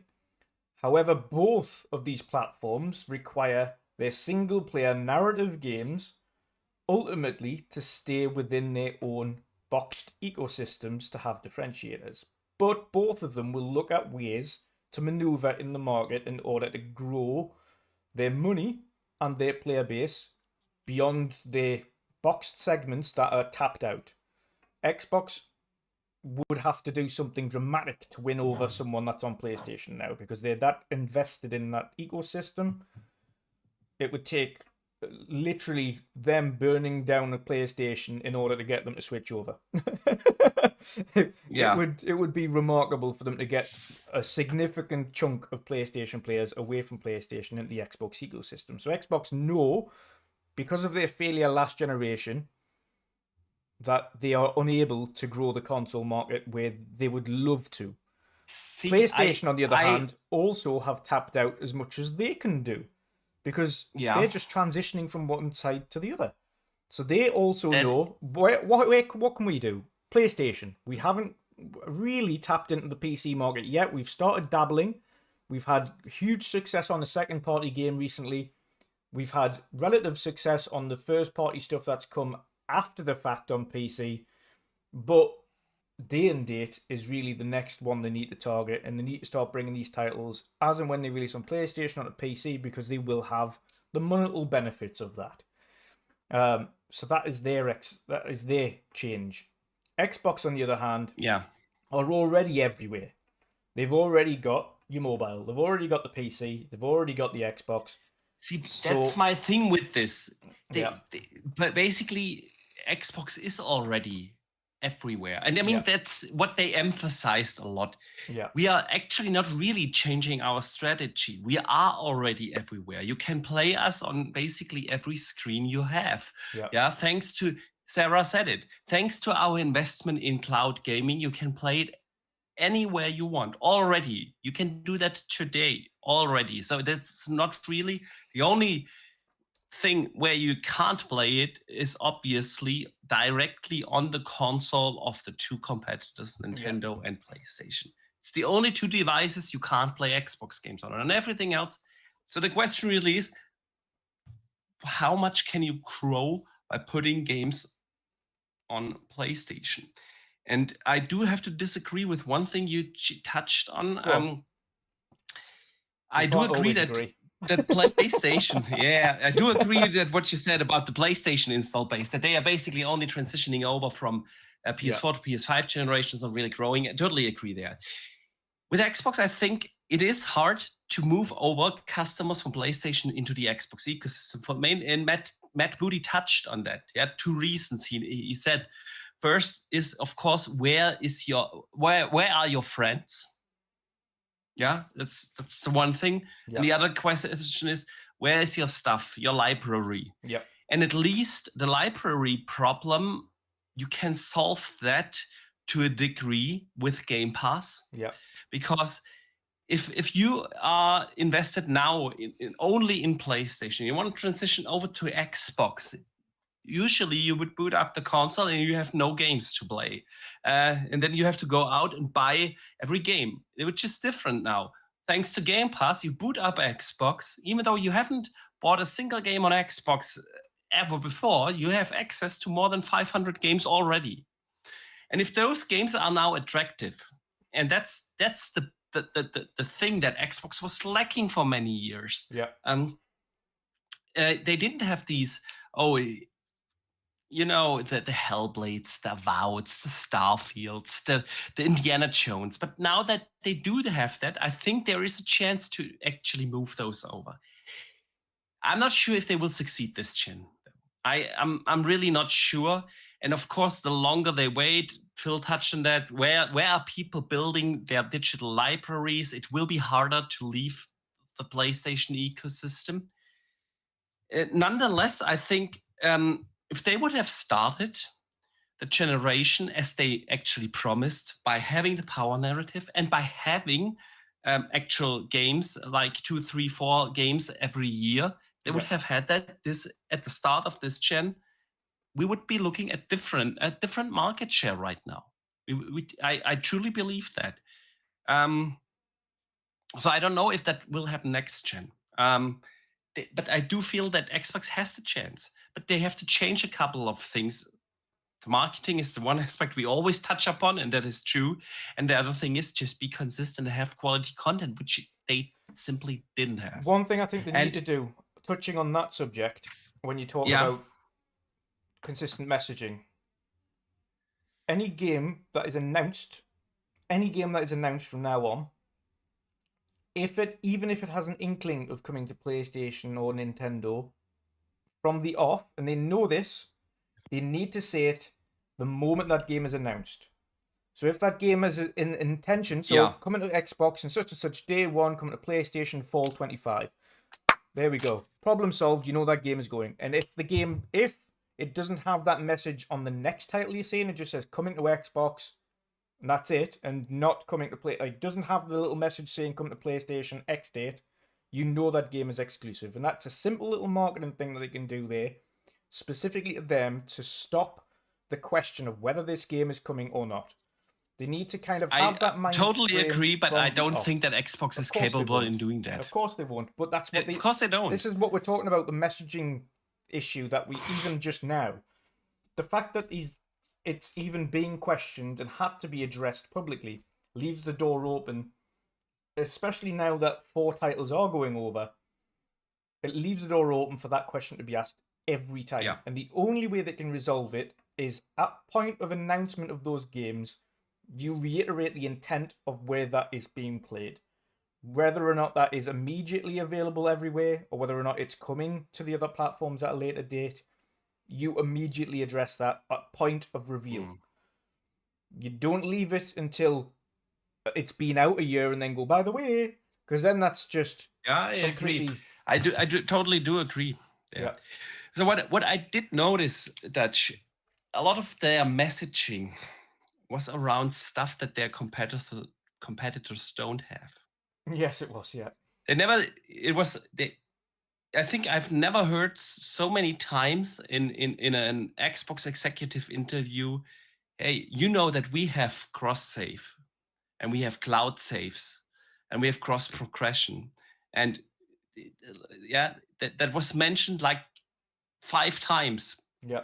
From Phil, from Matt, from Sarah, everyone mentioned that multiple times. Yeah. I noticed that they also mentioned, of course, heavily, we have Gamepass and our games are coming day and date, and and we have the capability to you have the chance or the ability to play your games already today anywhere you want. So they were like heavily focused around that messaging, what they have that PlayStation and Nintendo don't.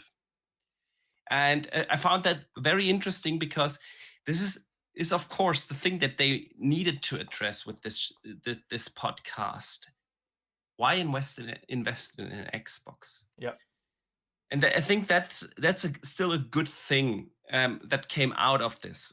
Again, I'm still not a fan, because with these 4 games, they opened the door for the questioning, and it is what it is. It is a test run for them. If that's successful, other games will follow. It's just a fact, and we can't really do much about it, but we will have that discussion around every game. But the good thing around this is really that they emphasized on what makes Xbox as an ecosystem strong and good, and I still feel very comfortable investing into it.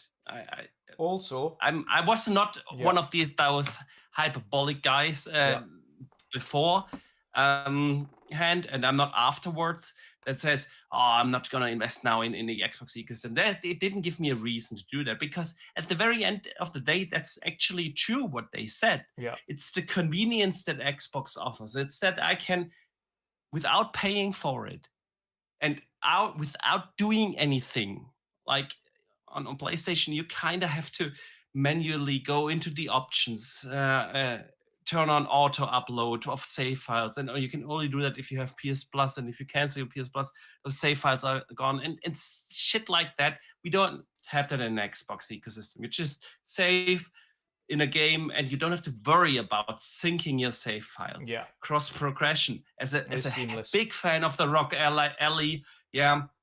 I've been playing actually also a lot of Starfield lately again, going back and forth in between the console and the Ally. Awesome stuff. I love that about the Xbox ecosystem. Yeah. We have a lot of people in our community. I can always see the comments. Yeah, like to play cloud, and they carry their save files there with them. The seamless ecosystem I like. I still like that about Xbox, no matter whether Sea of Thieves comes to PlayStation. And I like the value proposition that they give me with Gamepass. Mhm. Yeah. It's awesome. It's still the best value in gaming. Nothing about that has changed. Yeah. Nothing about that is going to change. Yeah. And I think that's still the things that make the Xbox ecosystem a great place to play your games. And they were heavily focusing on that messaging. Yeah. Doesn't matter. Not only that, and I want to add to that very two quickly. sides to it. I was going to say, I want to add that quickly. They did also, with the best place to play, reiterate how important the hardware aspect of that is for them as well. Yeah. Saying that hardware is not only not going anywhere, but they view it as a key component in pushing developers to make bigger and better worlds. Actually, I want to quote something from Sarah on that. Yeah. So she said, pardon me, she said two things. New hardware this holiday. I mean, we all know, we've seen the leaks. Yeah, it's going to be the Xbox Series X Slim or whatever it's going to be called, but it's a Slim of the Series X. But then she mentioned the next gen is going to be the biggest hardware leap we have ever seen. Mm-hmm. Yep. Yep. And I also think, and it's hardware announcements, by the way, so I think you could see that handheld. Controller. You think we will see this holiday the handheld? Yeah. Yep. See, I've been discussing this with Boom and Mav and Pong. The funny thing is everything that they've mentioned, everything that the other day, all the leaks and all the rumors and things like that, everything they've mentioned about this handheld is exactly what we spoke about with the hardware team at Gamescom. Yeah, it's so true. It does not surprise me in the slightest that they're super powerful, as powerful as your console hardware handheld. It doesn't surprise me in the slightest. I'm really not sure, because everyone thinks, okay, they're going to release that Xbox handheld. I don't think they'll release it along with next gen. I think they'll announce it in holiday. Yeah. I know what you said. Yeah. I think, but everyone assumes that the Xbox handheld will be the Series S of next gen. No. You know, you will have the regular home console, and you will have the Switch-like Xbox handheld that can be played as a dock mode, and it's going to be cheaper. And everyone assumes that the handheld launches along with the next gen. It's a next gen device, you know? I'm not sure about that. Same. I'm really not sure, because they see the massive success of handhelds, gaming handhelds right now. They've seen that the Steam Deck sold out of the gate more than 10 million devices, that a little refresh like the OLED screen does wonders in sales. They see the success of the Asus ROG Ally. They see the success of the Lenovo's. the Legion Goes, and so on. We have this resurgence of handhelds right now. We don't have that in 3 years. In 3 years, this market is when next gen actually launches. 26, 27. This market is already probably a little bit too saturated. I'm really not sure if they don't intend to make the handheld for this gen. Yeah, I think they will. Yeah, I think they'll make it for this gen, but I think we could see another version of a handheld next gen also. Absolutely. It's I think absolutely they will test the waters with making something that is potentially Series X level for the remainder of this gen. In terms of Series S. output. Do you think S or do you think X? Mobile. Listen, bro. Mobile on a Series X level. No way is this going to be a portable console. But you say that though. No. In terms of you're talking about the capabilities of the ROG Ally and the Steam Deck. Yeah. They are in terms of their outputs. It's a little bit older hardware, but if you look at the best performing handhelds right now, which is basically the Lenovo and the Ally, they have the same AMD chip. And even though, it's RDNA 3 and it is Zen 3 CPU in there, it is nowhere not even remotely close to what a Series X can do. Oh yeah, not on your hands, of course, but in terms of also not in docked mode, bro. And also not in docked mode. They both have the docked mode as well. Yeah, when you have like it docked and then you can turn up, you can play Starfield at medium settings then. But it's not. A smidge more powerful than the Series S, at least it has to be. I don't think they'll just go straight to Series S. If they get the power, they can't do a different SKU. It has to be, if they are going to do it for this gen, it has to be one of the two SKUs. They cannot add a third SKU for developers to support. I don't see it. It's gonna be Series S or Series X, and that's all, of course, also assuming that they are not going for a Windows device, because that is the easier thing for them to do. It is, but the Xbox UI would solve so many problems with that problem. We've said it as well. We said it as well. We specifically reiterated to them, if it's going to be a handheld, it needs to be a native Xbox UI, not Windows. It needs to be straight up being able to play native games on your handheld, not cloud streaming. Native games on your handheld. Handheld. I totally agree, and it's not just because of the hassle that is Windows, which is. I love my, I love my Ally, but it sucks that it runs Windows, because you always have to deal with the Windows updates and the driver updates and the Asus updates and this update, and it sucks.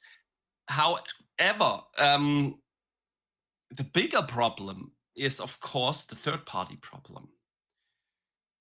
When you want to play Suicide Squad, where do you buy it? Do you buy it on PC, Steam, or do you buy it on console? And because if I buy it on PC, I can play it on the Ally and can take it on the Windows handheld to go. If I buy it on the console, I can take it with me on the go. That's the thing. And since there are already so many PC handhelds out there, there is really no point in throwing in just another Windows handheld. I truly wish that they have the same OS, the console OS and UI, and then you have like the games that you buy on your console also available on your handheld. That would be the thing that everyone wants. And I have the feeling that they are going to do it, especially after our conversations that we had at Gamescom, like you said. And I don't think it's going to be the next gen, for next gen. I believe that this is going to be a this gen thing. Yeah, they're going to test the waters this gen with the native Xbox handheld. Next gen, I see them potentially doing an inline. Okay, we're going to do two platforms, exactly the same power output. One of them's going to be a handheld, the other one's going to be the actual console. The only issue, and I've said this before, we said this to them as well, the only issue I see is the more power you input into this thing is the more power it will require, i.e. the battery life is a severe issue with all handhelds. And that's why the handheld console will and to this day there is no handheld out there that comes even close to the power in a proper docked console. It's simply power consumption. Yeah. That is That's the not issue there. they would have to get around if they did opt to do. Why then would you do that? They have 2 SKUs now. Yeah. In next gen, you launch the one SKU is the handheld SKU, and the other one is a proper beefy home console. Yeah. Yeah. And then you have like the 2 SKU thing again. Yeah. One is the Switch-like thing that you can dock and to play on your go, and the other one is your hardware-hungry console. I believe that this would be the way to go. Yeah. And at least they hinted at something like that. Again, Sarah said it's going to be the biggest hardware leap that we will see with next gen ever. Well, they've said this every time. Well, to be with the One fair, X, for with the consoles, Series X, they usually are. But the problem is that they don't. As soon as they're announced and released, they're already out of date. yeah, yeah. So it's guaranteed. That is by the time these consoles release, we'll have went from RDNA 2 to RDNA 5 or 6 by the time they release. Yeah. And then, of course, then you're talking about the Zen processors in them as well, and how much they'll have extended. And then you're talking about just generalized the RAM capabilities. Are we eventually jumping out of that 16 gig limitation to 32 gig? I think that is the ultimate one to really press on next gen, would be to just stop boxing in developers with this limitation of 16 gig and push out the memory availability on these platforms. It needs to happen in order to make sure that they can actually extend their worlds and get the most out of their development cycle. Give them the memory bandwidth in order to do that. I've never to this day understood why every gen we end up with the same memory. Like, why is it still 12 or 16 gig? Like, that's the first thing you change when you build a computer. You like get rid of this 16 and go straight up to 32 or more. Because that is the one thing that gives you unbelievable amount of headroom when it comes to processing and game performance. So those are the key things anyway. We don't want to kind of go too far off the topics, but hardware announcements this holiday.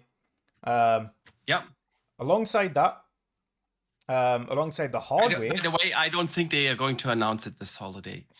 This holiday is for the Series X Slim and the new controller, and that's the hardware we are getting this. I'm looking forward to the new controller, mind, but yeah, fingers crossed. Agree. But again, like you said, let's not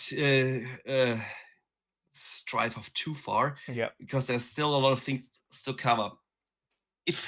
They announced the Diablo 4 drop on March 28th. Yes.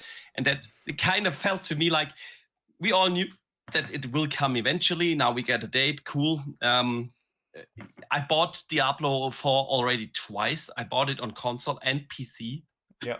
Yeah, so when's the expansion coming out? It's still cool. Yeah, around that time. Ah, that's why. That makes sense. Hang on. Release date for late. No, Vessel of Hatred is announced for late 2024. Yeah. Late 24s, yeah. So it gives enough people to get into Game Pass, play Diablo, get through the campaign, the ones that haven't picked it up yet. The expansion's out. More people can buy the expansion because more people are playing it on Game Pass. Makes absolute sense that they've dropped it then. Yeah. Sweet. But yeah, it was a little bit like a sweetener for sorry. Yeah. Everything. So hey, we gotta give you guys something, you know. And I wonder. I mean, don't get me wrong. Diablo 4, awesome, amazing game in my top 3 of last year. I love this game. Anyway, the campaign, fantastic. Season also, 1, the post. Not too bad for season 1. Yeah, but honestly, season 2 right now, fantastic, bro. It's really good. Yeah. So, what was I about to say? Yeah, man, a lot of people also want the other Activision games in there. They want the Call of Duties, they want the legacy titles, you know, Tony Hawk, Spyro, and Crash, and all that stuff also in there. No mentioning of that. The only thing they mentioned was all first-party games will go on Xbox Game Pass day one. Now, forever. Always. Yeah. It will always come. They said. With that in mind, does that start with Call of Duty this fall? That is a very good question. They really didn't because if say every that. first party, and technically they are first party now, and actually they literally said that Yep. every first party game will always come to Game Pass day one. Yep. So therefore, does that mean Call of Duty will be in Game Pass day one this winter? And they didn't really clarify that because we know the contractual commitments that Sony had with Call of Duty. Yeah. So is that an indication that Call of Duty is Game Pass day one this holiday? In which case then they can advertise it as such? Technically, you could do that. Yep. What do you guys think in the chat here? Let us know. We definitely want to know what you guys think. Quick shout out to Iron Lords who've just raided. Welcome the Iron Lords. How are you doing all? Thank you very much for that. Sweet. Yeah. You're going to get into the good part because I'm going to have a rant near the end here. But outside of announcing, of course, that everything is definitively going to Game Pass day one, Matt Booty had a little conversation here about these games and games this year specifically. And he mentioned 10 big releases this year for Xbox, including Indiana Jones and Hellblade and Aura, etc. And that some are still in development and will be announced in June. So 10 big releases. Now that's a big change from the 4 we knew of. Massive change. 4 big announcements to 10 big games this year. Yeah. That's a big one to drop on you to say, look forward to June. And they were heavily teasing at the very end the June showcase, right? I mean, more games to be announced in June. Obviously, that's what the June showcase does. Yeah. We will see more games. Yeah. But yeah, 10. I mean, obviously they already counted like expansions and stuff, but still, it's a lot. And obviously, we don't know everything just yet. Yeah. You think there's anything bigger in there? In those unknown games? Yeah, there's a good possibility that there is some bigger ones in there. I mean, do they have the likes of a Fable ready this year? No. Do they have the likes of a Forza Horizon ready this year? That's a possibility. That it definitely is. And then we don't know. We still don't know to this day. Do we have id Tech games ready this year? Like a Doom or a Quake? No. We don't know this because obviously no one's mentioned them as yet. But again, as we know Bethesda's track record notoriously of just going, here's the announcement, it's ready, like it's available in a couple of months' time. Bethesda like doing that as a company. Yeah. So we don't know, but it's an interesting one. But again, as you mentioned, having announced, okay, we're going to have this expansion and so on and so forth, they're clearly kind of saying these expansions count. Yeah. But we don't have that many expansions really lined up. We've got 2. We've got Diablo and we've got Starfield.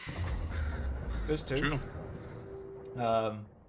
So yeah, it's intriguing, but there was kind of overall negative points and good points about the entire thing.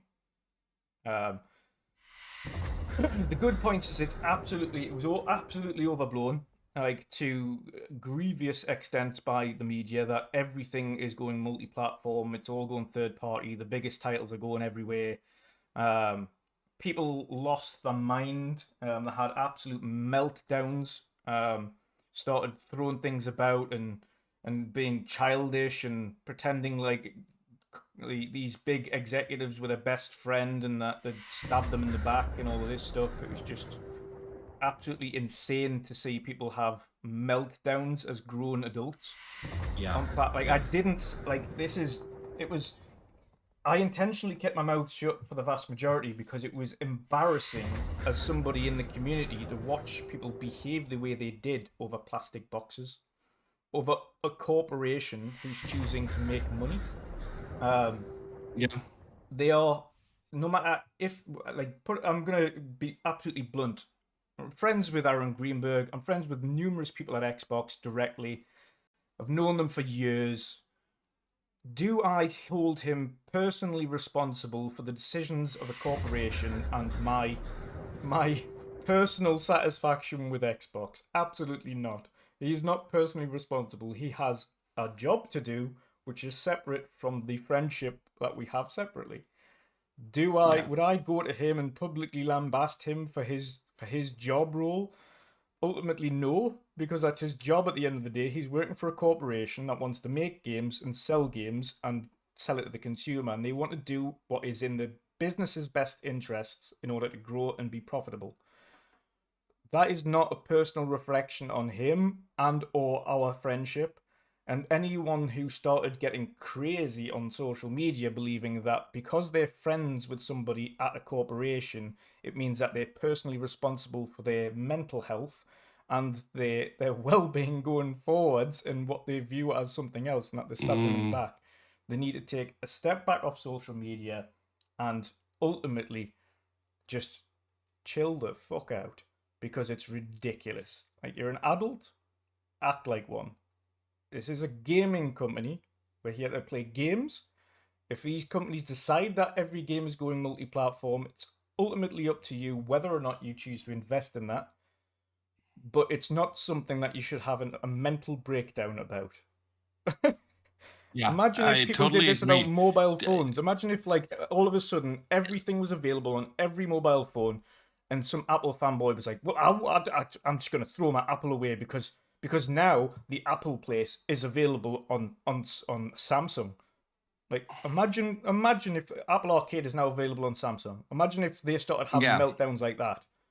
It would just look equally as ridiculous. So why are we doing it now? Like, I can understand people are concerned about the money that they've invested in a platform.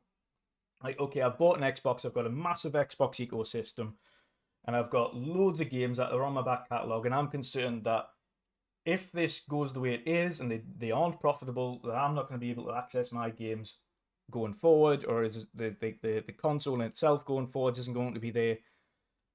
It's a concern to have as a consumer. Okay, what's the benefit to me? How's this going to benefit me going forward? As a consumer, you need to know what the benefits are to you in order to depend on where you're going to invest your money. It's what we said earlier. Yeah, we don't care about whether Microsoft makes more money or Sony makes more money or any of those companies makes more money.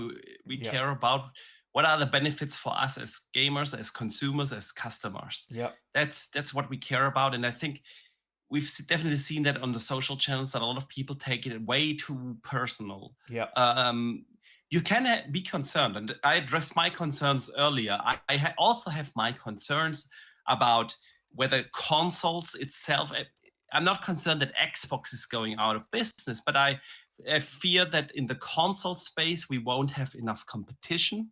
That is my concern. You can have concerns, can be happy with certain decisions of a company or not, but having these kind of mental breakdowns online is it is what it is. And as for this business update, it was obviously it isn't as bad as it was. They still make hardware, strong commitments, as I said, biggest leap we will ever see with the next gen. Matt Booty and Sarah and Phil, they all were very clear. Every game will still come to Game Pass day one, always. Yeah, like you said, speculation out there.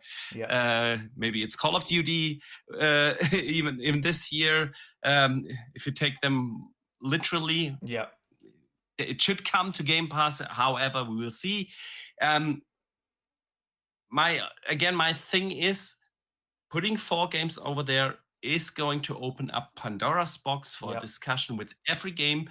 And honestly, I usually don't quote people directly on the podcast because it's always like finger pointing. I want to put one tweet from Tom Warren that right after the podcast ended out there, and that shows you what we will get thanks to this change of strategy from now on from everyone. And I actually like Tom Warren. You can imagine what IGN and Kotaku is going to do. But he tweeted out, Xbox chief Phil Spencer doesn't rule out Starfield and Indiana Jones coming to PlayStation 5. He quotes him, I don't think we should as an industry ever rule out a game going to any other platform. Link to the full interview. Yeah.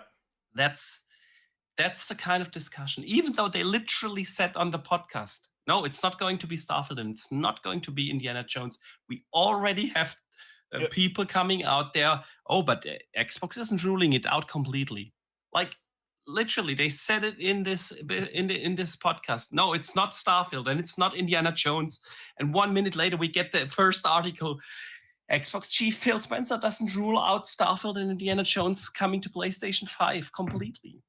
I don't know what else to do. You know what I mean? Yeah. And that's my thing with this. It's causing issues, and this is the thing we spoke about beforehand, and now, and when we just finished talking about it, is the issue with Xbox is always messaging. It always has been messaging, and it always will be messaging because they say one thing, they do another. They say one thing here, and then they do another thing right here, and it's always been that way. And that's Xbox's biggest downfall is their messaging is all over the place.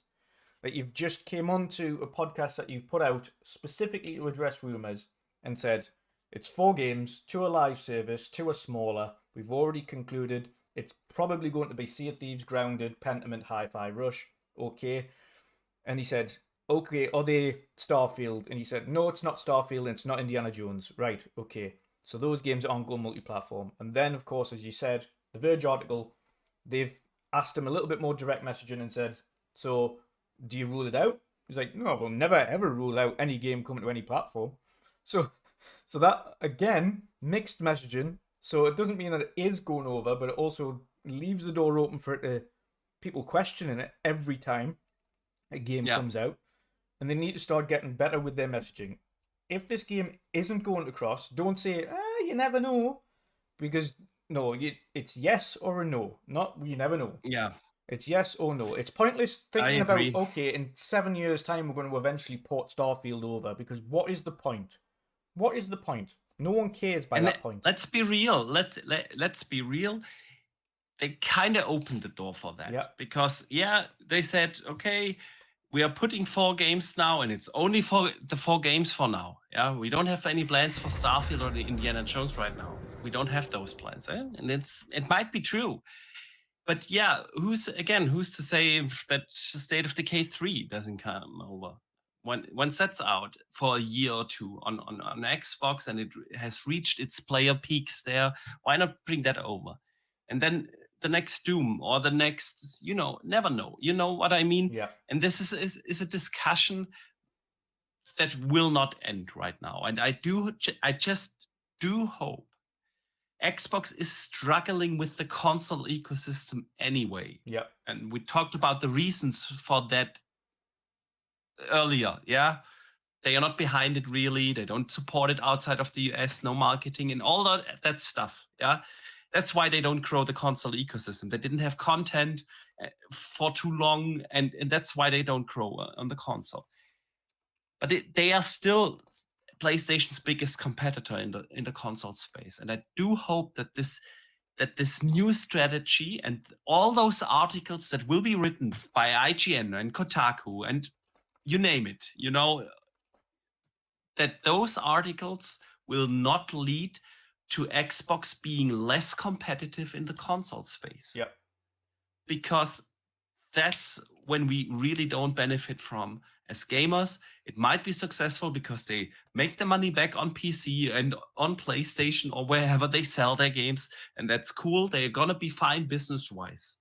But as gamers, we need a stronger Xbox console for in order that they can compete with PlayStation. Yeah. And I'm not sure if that step here is Ultimately, the step yeah. in this direction. I was going to say, ultimately, the reason I was getting so annoyed with a lot of people as well, that were like so absolutely adamant that, oh, I don't care if Xbox goes full multi-plat because more people get to play more games.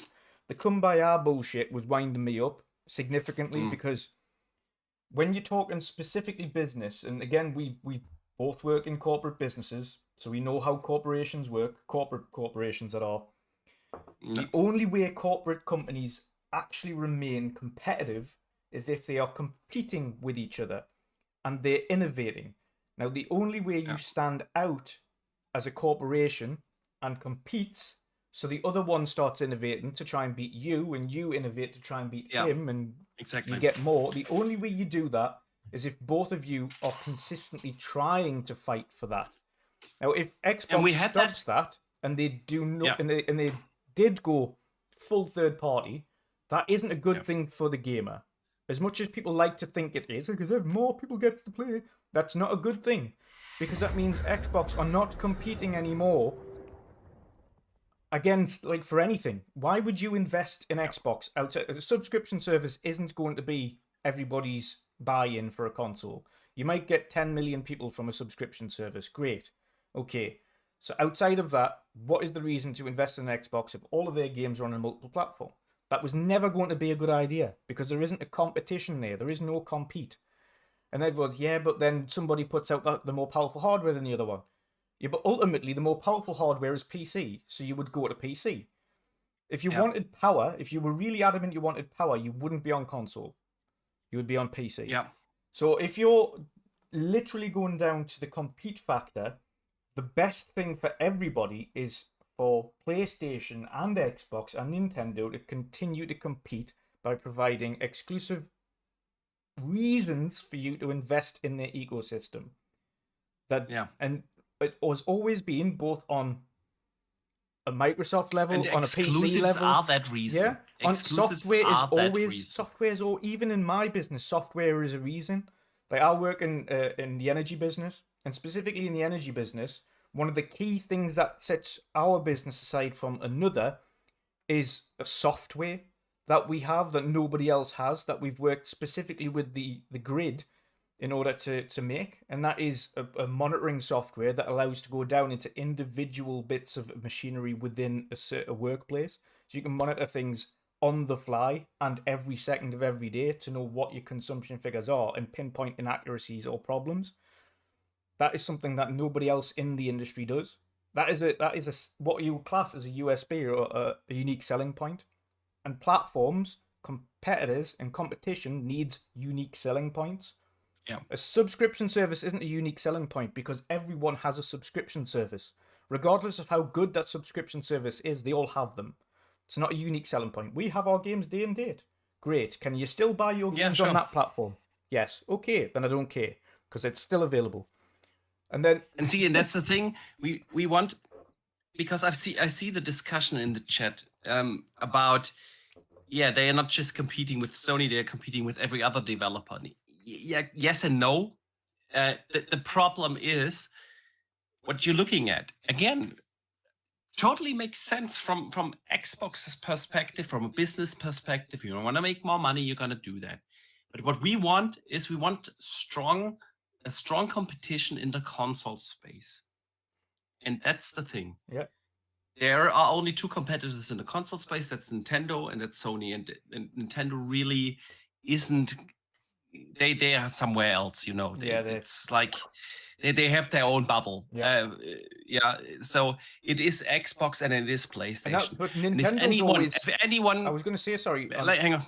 I was going to say Nintendo also prove that power doesn't mean a fucking thing. Yeah. and the thing is the good things that Xbox has done over the last years for the console ecosystem, when they introduced backwards compatibility in 2015, they introduced xCloud and they in 2017, and Game Pass in 2017 already. It's like Game Pass isn't really a new thing anymore. Yeah, it's like out there for what now, 7 years or so. So we have the cross progression, cross thing. The cross progression, cross save, everything, all that good stuff that we like about the Xbox ecosystem. We wouldn't have had that if they wouldn't have tried to like beat PlayStation. Yeah. You know, and you see what PlayStation did at the beginning of this gen. They came out, increased the game prices. Who does that? Yeah. It does. A market leader that doesn't feel threatened by his competition does stuff like that. Yeah. Yeah. And that's the thing you'd see more of if there wasn't a competing platform against them. Like, exactly. It's bad enough now. If there wasn't a Microsoft doing something that was trying to be consumer, they would continue to do that. They would put them up to $80 or $90 because they can. Not because it's consumer friendly or it's making them more money. It's because there's nobody to stop them. Yeah. There's nobody to counter that argument. So yeah, you're absolutely right on that front. They would. They have no. So, it's already bad enough as it is with Microsoft being weak competition. Exactly, and that is the thing. What I want is a stronger competition for Microsoft in the console space. Because not only do I want Microsoft to do better, I also have a PlayStation and I'm a PlayStation customer and I want PlayStation to do better by me. Yeah. And I feel like that is what is missing there. I've said it so many times, PlayStation, as much as I like the brand, I did not like what they have become under Jim Ryan. Yep. Come out, have the audacity to start the next gen with increased game prices, straight out lying to your customer base, yeah? Charging we believe in generations, upgrades. the SSD magic of the SSD and all that shit. You know what I mean? Yeah. And then really not delivering anymore. Like we talked about the empty roadmap earlier and all that stuff, and still being like the biggest market leader out there. Yeah. And I don't like that. It's not good for us gamers. And so I want Microsoft to have a stronger console ecosystem. I get it from their perspective. Software makes money if you scale it. Yeah. And I just do hope that it does not, that they have opened the door now, and that is what they did with this. It's nothing big that is going to change right now. For us, nothing is going to change. We will get a next gen console. We will get the Xbox Series X Slim this holiday season. We get awesome games day one in Game Pass. All good. We are all good right now. And I just hope that by them opening the door for those 4 games, whatever they are, again, I believe Sea of Thieves, Grounded, Pentiment, and Hi-Fi Rush. Yeah. But whatever those 4 games are, that it is worth it to take the risk to have this dreadful discussion with every game that they are going to announce and release. Yeah. Is it going to come?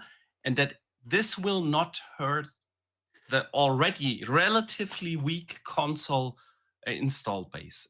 I just hope that. Yeah. That is my concern. Other than that, really not much has changed. We got a few nice teasers about next-gen hardware. We got a few nice teasers about more games coming this year and an exciting June showcase. All cool.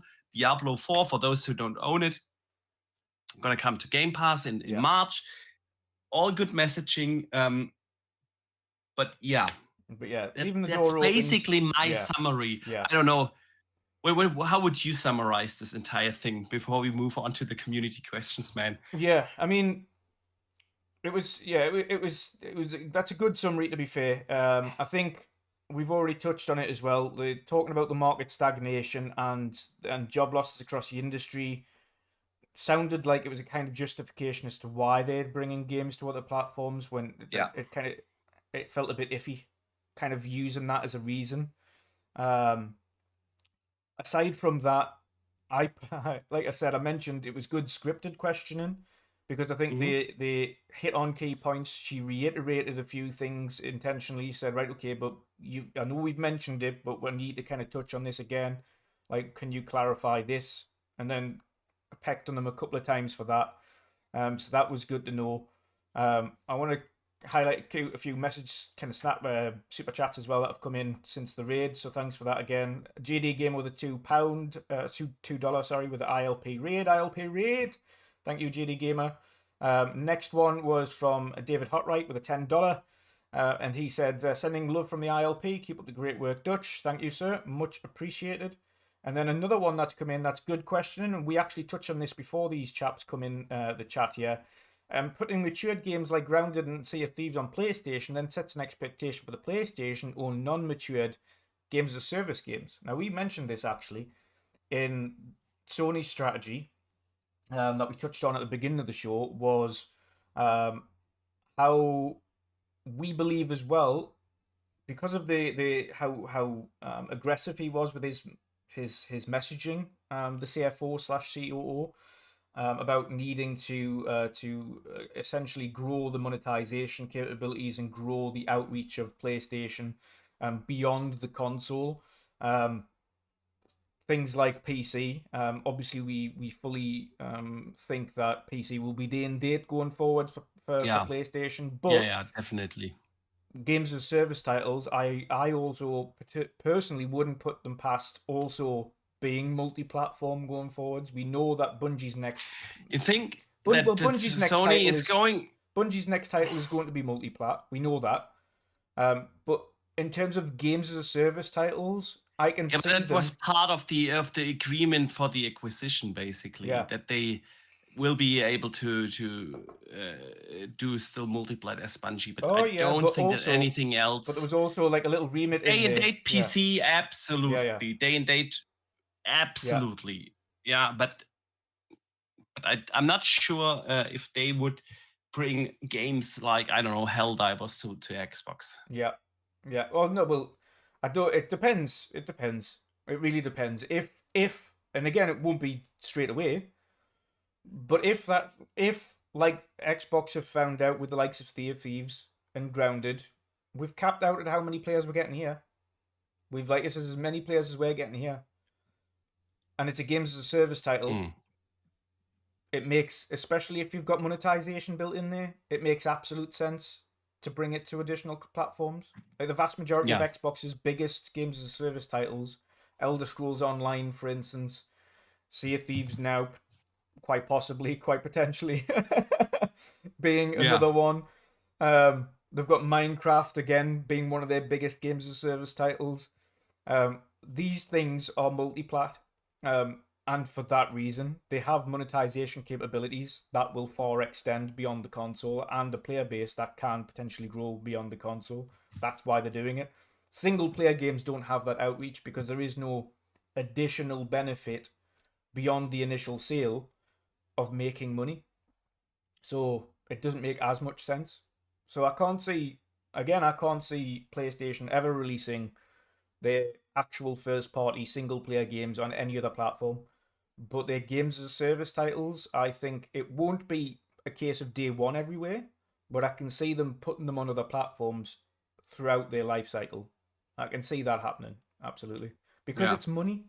And ultimately, if the CFO of Sony is saying, our gaming business don't know how to make money, they don't know how to plan, and they don't know how to schedule, like, that is ultimately them saying this needs to change and we need to look at ways of making more money, one of which is going to be PC and other avenues, whether that be mobile or otherwise. So he's going to be, and I said this last time as well, the last podcast, they're absolutely going to be looking at other avenues to make money.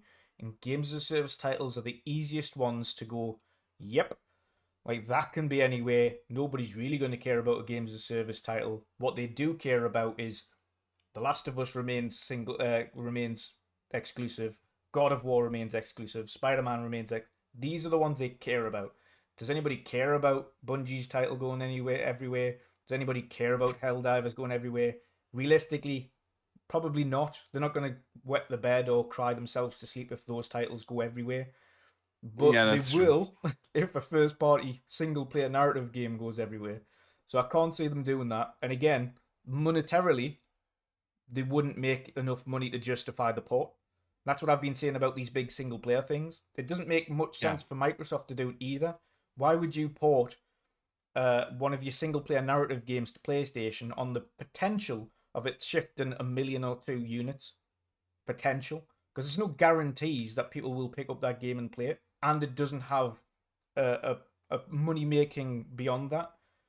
Yes, more people get to play it, but the cost of the port, which can be like 20, 30, 40 million, depending on how long it takes to port that game to the other platform, and then you have to make that back. Is the profit margin really going to be beneficial to you? Is it going to be? Single players don't have that capability of generating additional revenue. Games as a service games do. And that's why I think they're always open for consideration, regardless of what game platform you're playing on. I think it will take Sony definitely a lot longer. Day and date PC, I think that will come really soon. And I would be, honestly, I said it this earlier in the podcast, I would be super surprised if the next if the next PlayStation first party game, whatever it is, whether it's Ghost of Tsushima 2 in 25 or Wolverine in 26 or whatever the next first party title is, if that wouldn't come day and date to PC. I would be honestly surprised after everything that the new CEO, acting CEO and the CFO of Sony just said the other day, everything is going to come to PC day and date now. Absolutely. Honestly, and they have a lot of time to prepare for that because they don't release any first-party games this year. They also said that, and so it's not really like, okay, but for them to bring actually games to their hard competitor Xbox, I'm not sure there. This will never say never, of course, yes, but who knows what will happen in 10 years or so. But not in the near-term future. I don't think that this is going to happen on the Sony side of things. And we will see if this pays out for Xbox. It's definitely not the end of the world. And again, I think we should, as a community, a little bit focus also on the positive things that they said, because they really highlighted a lot of the things where they differentiate themselves from all the other competitive platforms. Again, they mentioned so many times cross-play, cross-save, cross-progression. They mentioned Game Pass day one drops. They mentioned backwards compatibility with auto HDR and FPS boost. And no other competitor has that stuff. And that's not going away. It's not going to change anything for us. The Xbox ecosystem is still the place to play. And I think the other positive as well, to add to that, the major positive was, again, their reiteration about hardware. Not only are they saying hardware is not going anywhere, they're saying hardware is fundamental to pushing our developers to do what they want to do and make bigger worlds and make better worlds. So hardware is fundamental in our business plan. Also then reiterated, we have more hardware getting announced, and also the biggest leap of hardware for the next gen is also something that they spoke on. So hardware is key. You're always getting games day and date, and always getting games day and date in Game Pass. That's not changing. Hardware is always remaining and is fundamental to the business plan. And a bunch of games are coming out this year. So there is a lot of positive message in there. Again, they've just, unfortunately, as much as they said it's only these 4 games, it's not Starfield, it's not Indiana Jones, it's only these 4, 2 are service-based, 2 are small. The issue is it's still leaving the door open for consideration and for people querying it. Exactly. I've also mentioned this before, but I want to touch on that in my chat here. Someone said, I don't think Sea of Thieves and Hi-Fi will do big numbers. I've said, I agree. Personally, personally, I think it would be stupid for Xbox not to speak to PlayStation and go, listen, Sea of Thieves is a service-based game. Ideally, it would probably be best suited if we put it into your subscription service, PS Plus. Can we work on something to get into PS Plus? Because ultimately, I don't think it'll shift numbers, and I think the only way that game's going to get a significant amount of players on PlayStation is if it is in a service. I don't think it's going to... And this is me being brutally honest about Sea of Thieves as a game, and I mentioned this in our private DMs as well. Sea of Thieves has 35 million players. The game itself has not sold 10 million across Xbox and PC. Yeah. So that's 25 million people play it on a subscription service, or have played it on a subscription service. Only 10 million have purchased it. Is that game going to make massive sales on PlayStation when it goes multiplat? No. And that's not me hating on the game, because I've played days in it. I've killed the elusive Shrouded Ghost. I've done all of the main expansions. Ultimately, it's just not a game that sells. But it is a game that people want to play if it's in a subscription service. And it's also got microtransactions that are cosmetic, that people will invest in and get funky things. And if it's on PlayStation, it'll have PlayStation skins for the ship sets and stuff like that. That's where it'll make money. It won't sell well, though. Hi-Fi is the same. Hi-Fi ultimately is a game that dropped in Game Pass. It did really well because it was in Game Pass. But again, you'll probably get a couple of 100,000 people pick it up, maybe. Maybe. It's not going to sell loads. Maybe. Yeah. Yeah. Same for Grounded. Like, these aren't things that are going to sell mega. So I hope that, Xbox, these few sales are worth the headache. The headache we will have with every other game release. So let us move over to the community questions. I think we covered most of this now, and we're almost 3 hours in. So as always, you can send in. Hang on, one last thing before we go to the community questions. Yes. I had a poll in my chat asking whether Xbox did a good job in easing the concerns. And I'm going to close that now. 76%, 75%, sorry, said, yeah, I'm cool now. 16% said they didn't address the issue. Yeah. And 8% said this was a mid business case update. So, obviously a lot, most of the community feel that they are cool now with it. That's also how I feel. Yeah. It still has this, still have this concern about this ongoing discussion with every other game, but other than that, it's not the end of the world, guys, and Xbox will still be here for a while. So yes. Yeah. Ultimately, what we learned was that, as usual, this was blown widely out of proportion by media. Oh yeah. Little babies had a massive meltdown on social media because they thought other people were going to play Halo and Gears of War and Starfield and things like that, which was not the case. And they thought that Xbox was going full multiplat, which is not the case. And they thought their hardware was getting sold, which is not the case. And they thought that Game Pass was going to stop doing day and date, which was not the case. So ultimately, it was a big hoo-ha for very little. Like, nothing has really changed. A couple of service games are going over and 2 small titles. But the issue still remains, is the messaging is always going to be, but what if? Yeah. True that. All right, Dutch. Let us move to the community questions. Yeah. So, each and every Wednesday, you guys can write in, either here on YouTube or on Twitter or wherever you want. Send us some community questions, and we got a few good ones this week. So, Charles Wilson writes in, Call of Duty day and date, probably a no. But at the same time, available day one with the subscription service from Ubisoft, is that possible?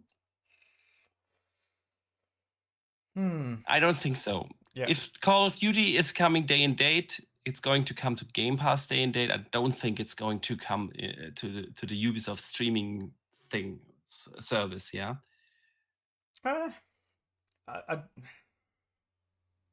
What's the regulator's remit for the Ubisoft thing? Was that specifically for cloud?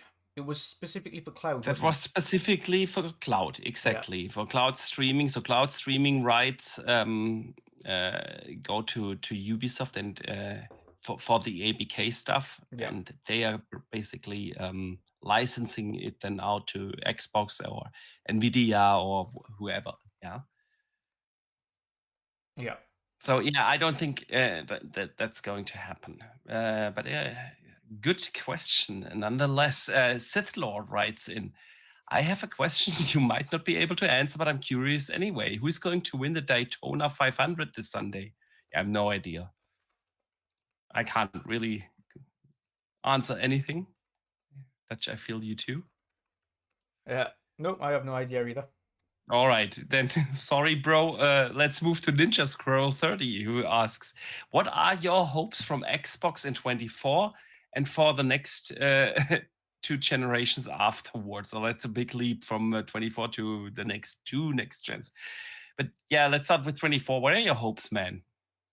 Now that we have already, and we are only mid of February, we had the development direct, we had the business update, and we had meltdowns and everything at the beginning of the year. It's been a bit of a mad one. It's only February, dude. Yeah, we haven't even started yet. We've had Xbox's developer direct, which started off on a massive high point. We had Sony's state of play, which was average.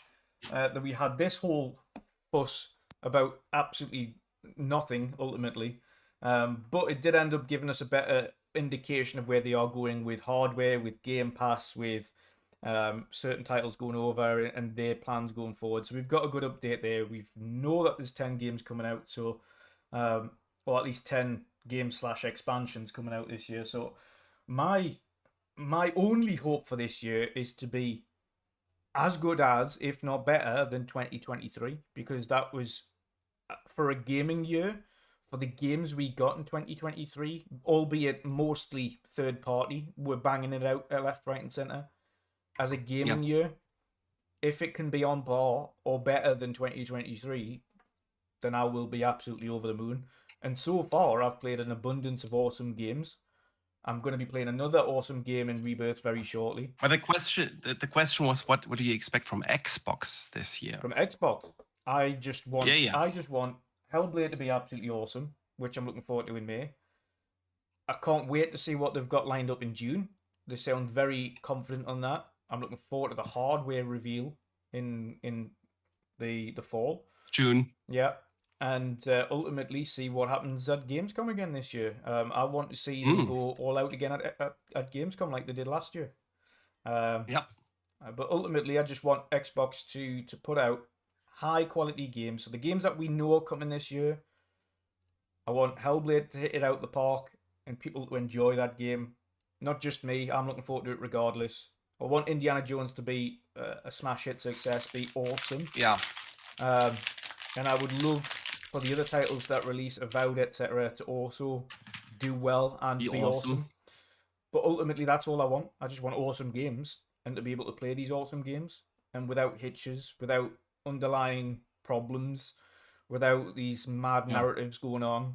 I just want people to focus on the games and enjoy the games. That's what I want from Xbox, is when these games come out, we go and enjoy them.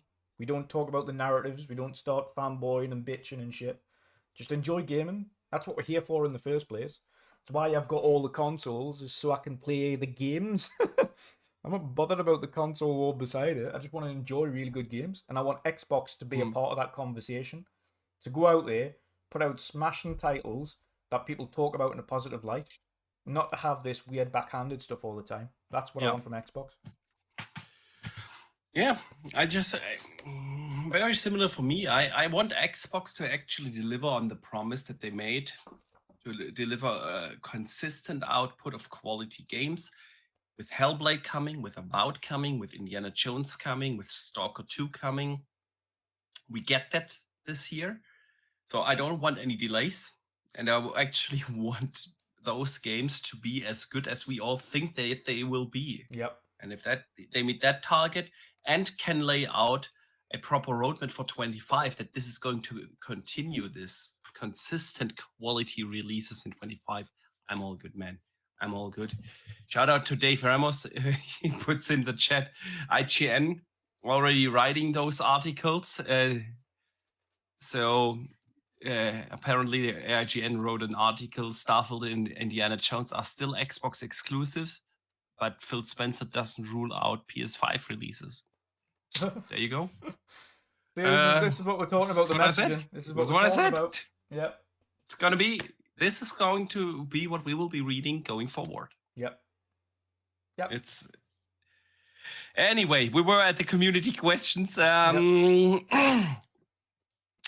the Epirist X writes in, what damage, if any, do you think will be caused to the PlayStation brand by not having any AAA games until at least March 25?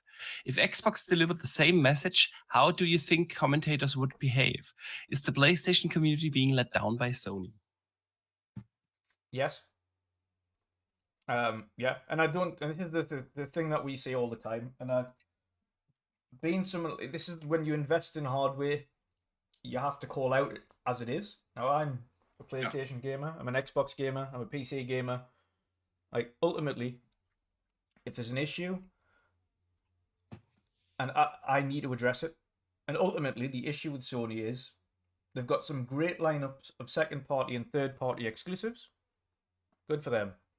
But their first party is absolutely dire, and they've been relying far too heavily on Insomniac to carry the burden for too long, pumping out remakes of games that have just come out in order to just fill the gaps. It's not what I want. I've played The Last of Us, where I want to play it again. I've played The Last of Us Part 2. I don't need another version of it. I've played, why do I need reversions of these games that have only just come out? These aren't things that people should be hyped about and should be shouting from the rooftops. You should be demanding better, and ultimately Sony are not giving you what you've purchased your console for. You purchased your console because ultimately, especially these guys that are tuning in here, what we class as the hardcore, the people on social media talking about video games all the time and consoles all the time, you're the hardcore gamer, because the casuals aren't sitting here on Twitter and on social media talking about video games all day, every day. The casuals are out in the pub having a pint and occasionally come home to play Madden or FIFA or Call of Duty, and that they do that maybe an hour every night or an hour every other night, and that's it. That's what the casuals do. They don't care about this. As the hardcore, you want to be asking the person you've invested your money in, why aren't you giving me first party titles for the last 2 years? There's been no announcements of any first party titles for 2 years. Yeah. The last one you got was Spider-Man 2, and that was announced years ago. Yeah. And then the next one we know of is Wolverine, and that's potentially 25, 26. So 26. So what's happening? What is happening, and why aren't people actually? Why aren't the media calling this out? Because for they're two scared, reasons, bro. Because there are two reasons for that. The first is, Sony doesn't have the same track record as Xbox. They have been up until this point. They have been relatively consistent with their game releases. They had stronger and weaker years. Yeah, last year was definitely a weaker year. With only basically Spider-Man 2 as a first-party title, and they still have exclusives this year. It's all not first-party, but they still have Helldivers. They have Final Fantasy, they have Rise of Ronin, they have Stellar Blade. They have these exclusives still, something you can't play anywhere else. Yep. So it really doesn't really matter whether it's first party or not. To me, it does. Yes, I feel like it's not. None of these games are outside of Final Fantasy, which I'm super excited. But we know that this is coming 3 months later, also to PC or so. Yeah. The thing is. We want Ghost of Tsushima 2. We want the next Naughty Dog game or the next Bend Studio game, and we don't know that. I feel like, yes, they are letting them down. The media besides them, we know the bias towards PlayStation anyway, but the media don't pick it up because they have been very consistent in their game releases in past years. They still have exclusive this year's, and so that's why no one is giving them the same crap like they give usually Xbox for my this. only issue with it though is that you have to, and this is where the media need to segment it, because you can't praise them in one and criticize them in the other, and the media don't do that. Yeah. You can praise the fact that they've got exclusives and still a reason to pick up the console because they've went out and invested in second party and third party. But you can also criticize the fact that their first party output has been dire and is continuing to be dire, and it needs to be addressed. Yeah. Like you can I agree. both can be correct, both can be true. And that is the case for PlayStation. Their first party output is dire, but their second party and third party output is great, and it's keeping them going. The only reason their first party output has done well this generation is thanks to Insomniac. If it wasn't for Insomniac, they would be up shit's creek, because they've had out of remakes and remasters. Yeah, well, they did have God of War, they did have Horizon Forbidden West, they did have Ratchet and Clank. But this is the thing. It's not. Is that everything is going cross-platform at now. the beginning? Yeah. None of them were cross-gen, cross-platform. cross-gen. Cross-gen. Yeah, it was me that said that originally. But Yeah. you know what I mean? Like, that was the beginning of the gen. These were games that were originally slated, and especially again, his marketing. Anyway, things. but again, they released those games. I'm also not happy that they did the fifth remake and remaster of Last of Us and so on. But they also had these other games. What I'm trying to kind of get they at. didn't have. Listen, they never had a year like Xbox with 2022. They never had that. Yeah, where they didn't hit any. I mean, this year could be it though. Yeah. It could be absolutely, but up until this point, they didn't have something like that ever before. So, and they have my thing is PlayStation have set their own standards, so the media need to keep them to those standards. They've set the thing where they've hit X, Y, and Z. You don't let them fall below that. That's what you've achieved. That's what you've set out. This is how good you've been. Why have the standards fallen? Yeah. That's ultimately what needs to be addressed. Okay, you've set the ball. Absolutely. I couldn't agree more. Yeah. There. And that's what we want, because again, we want both platforms to be performing. I don't want after Rebirth to have nothing that I'm interested in playing. I don't want only to be two hack and slash games. Like Rise of the Ronin and Stellar Blade aren't for me. They're not. They're going to be great games. People are going to enjoy them. Stellar Blade, maybe, but it really depends on when it will actually come out, because that's the thing. If it comes out at the time where I think it will come out, there will be tons of other games.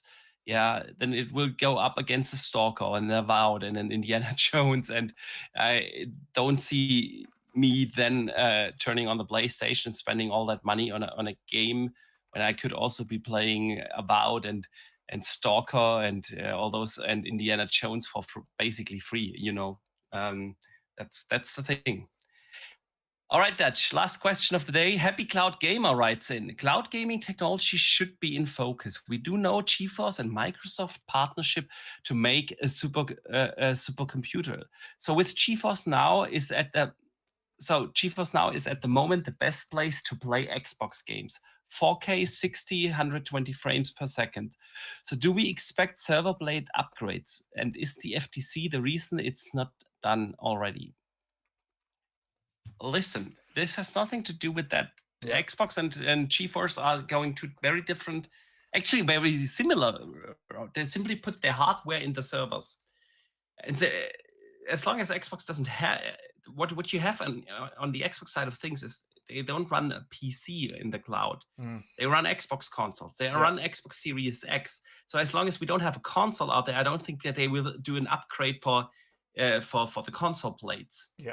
And the only reason they used for the cloud so, server blades. I mean, and the only reason they used this for the cloud, and ultimately even next generation, they're not going to upgrade it because cloud-wise you can just do whatever.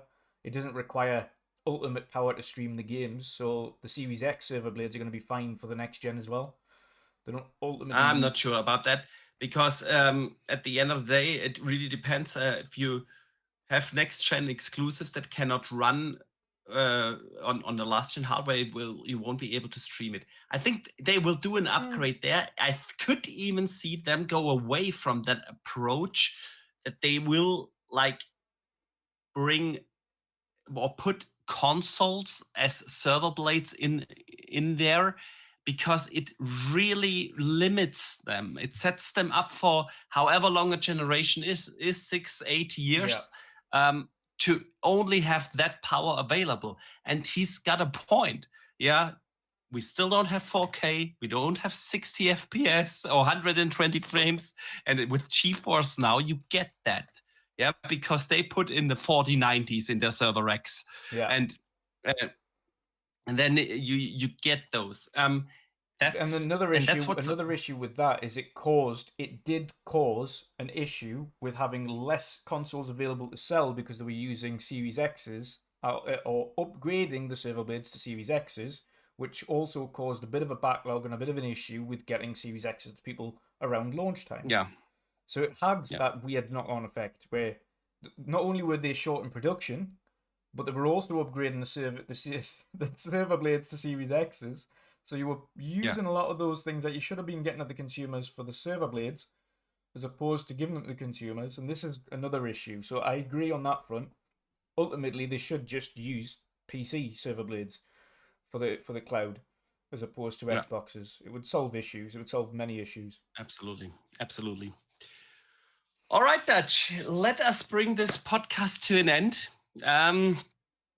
It has been an absolute blast, as always.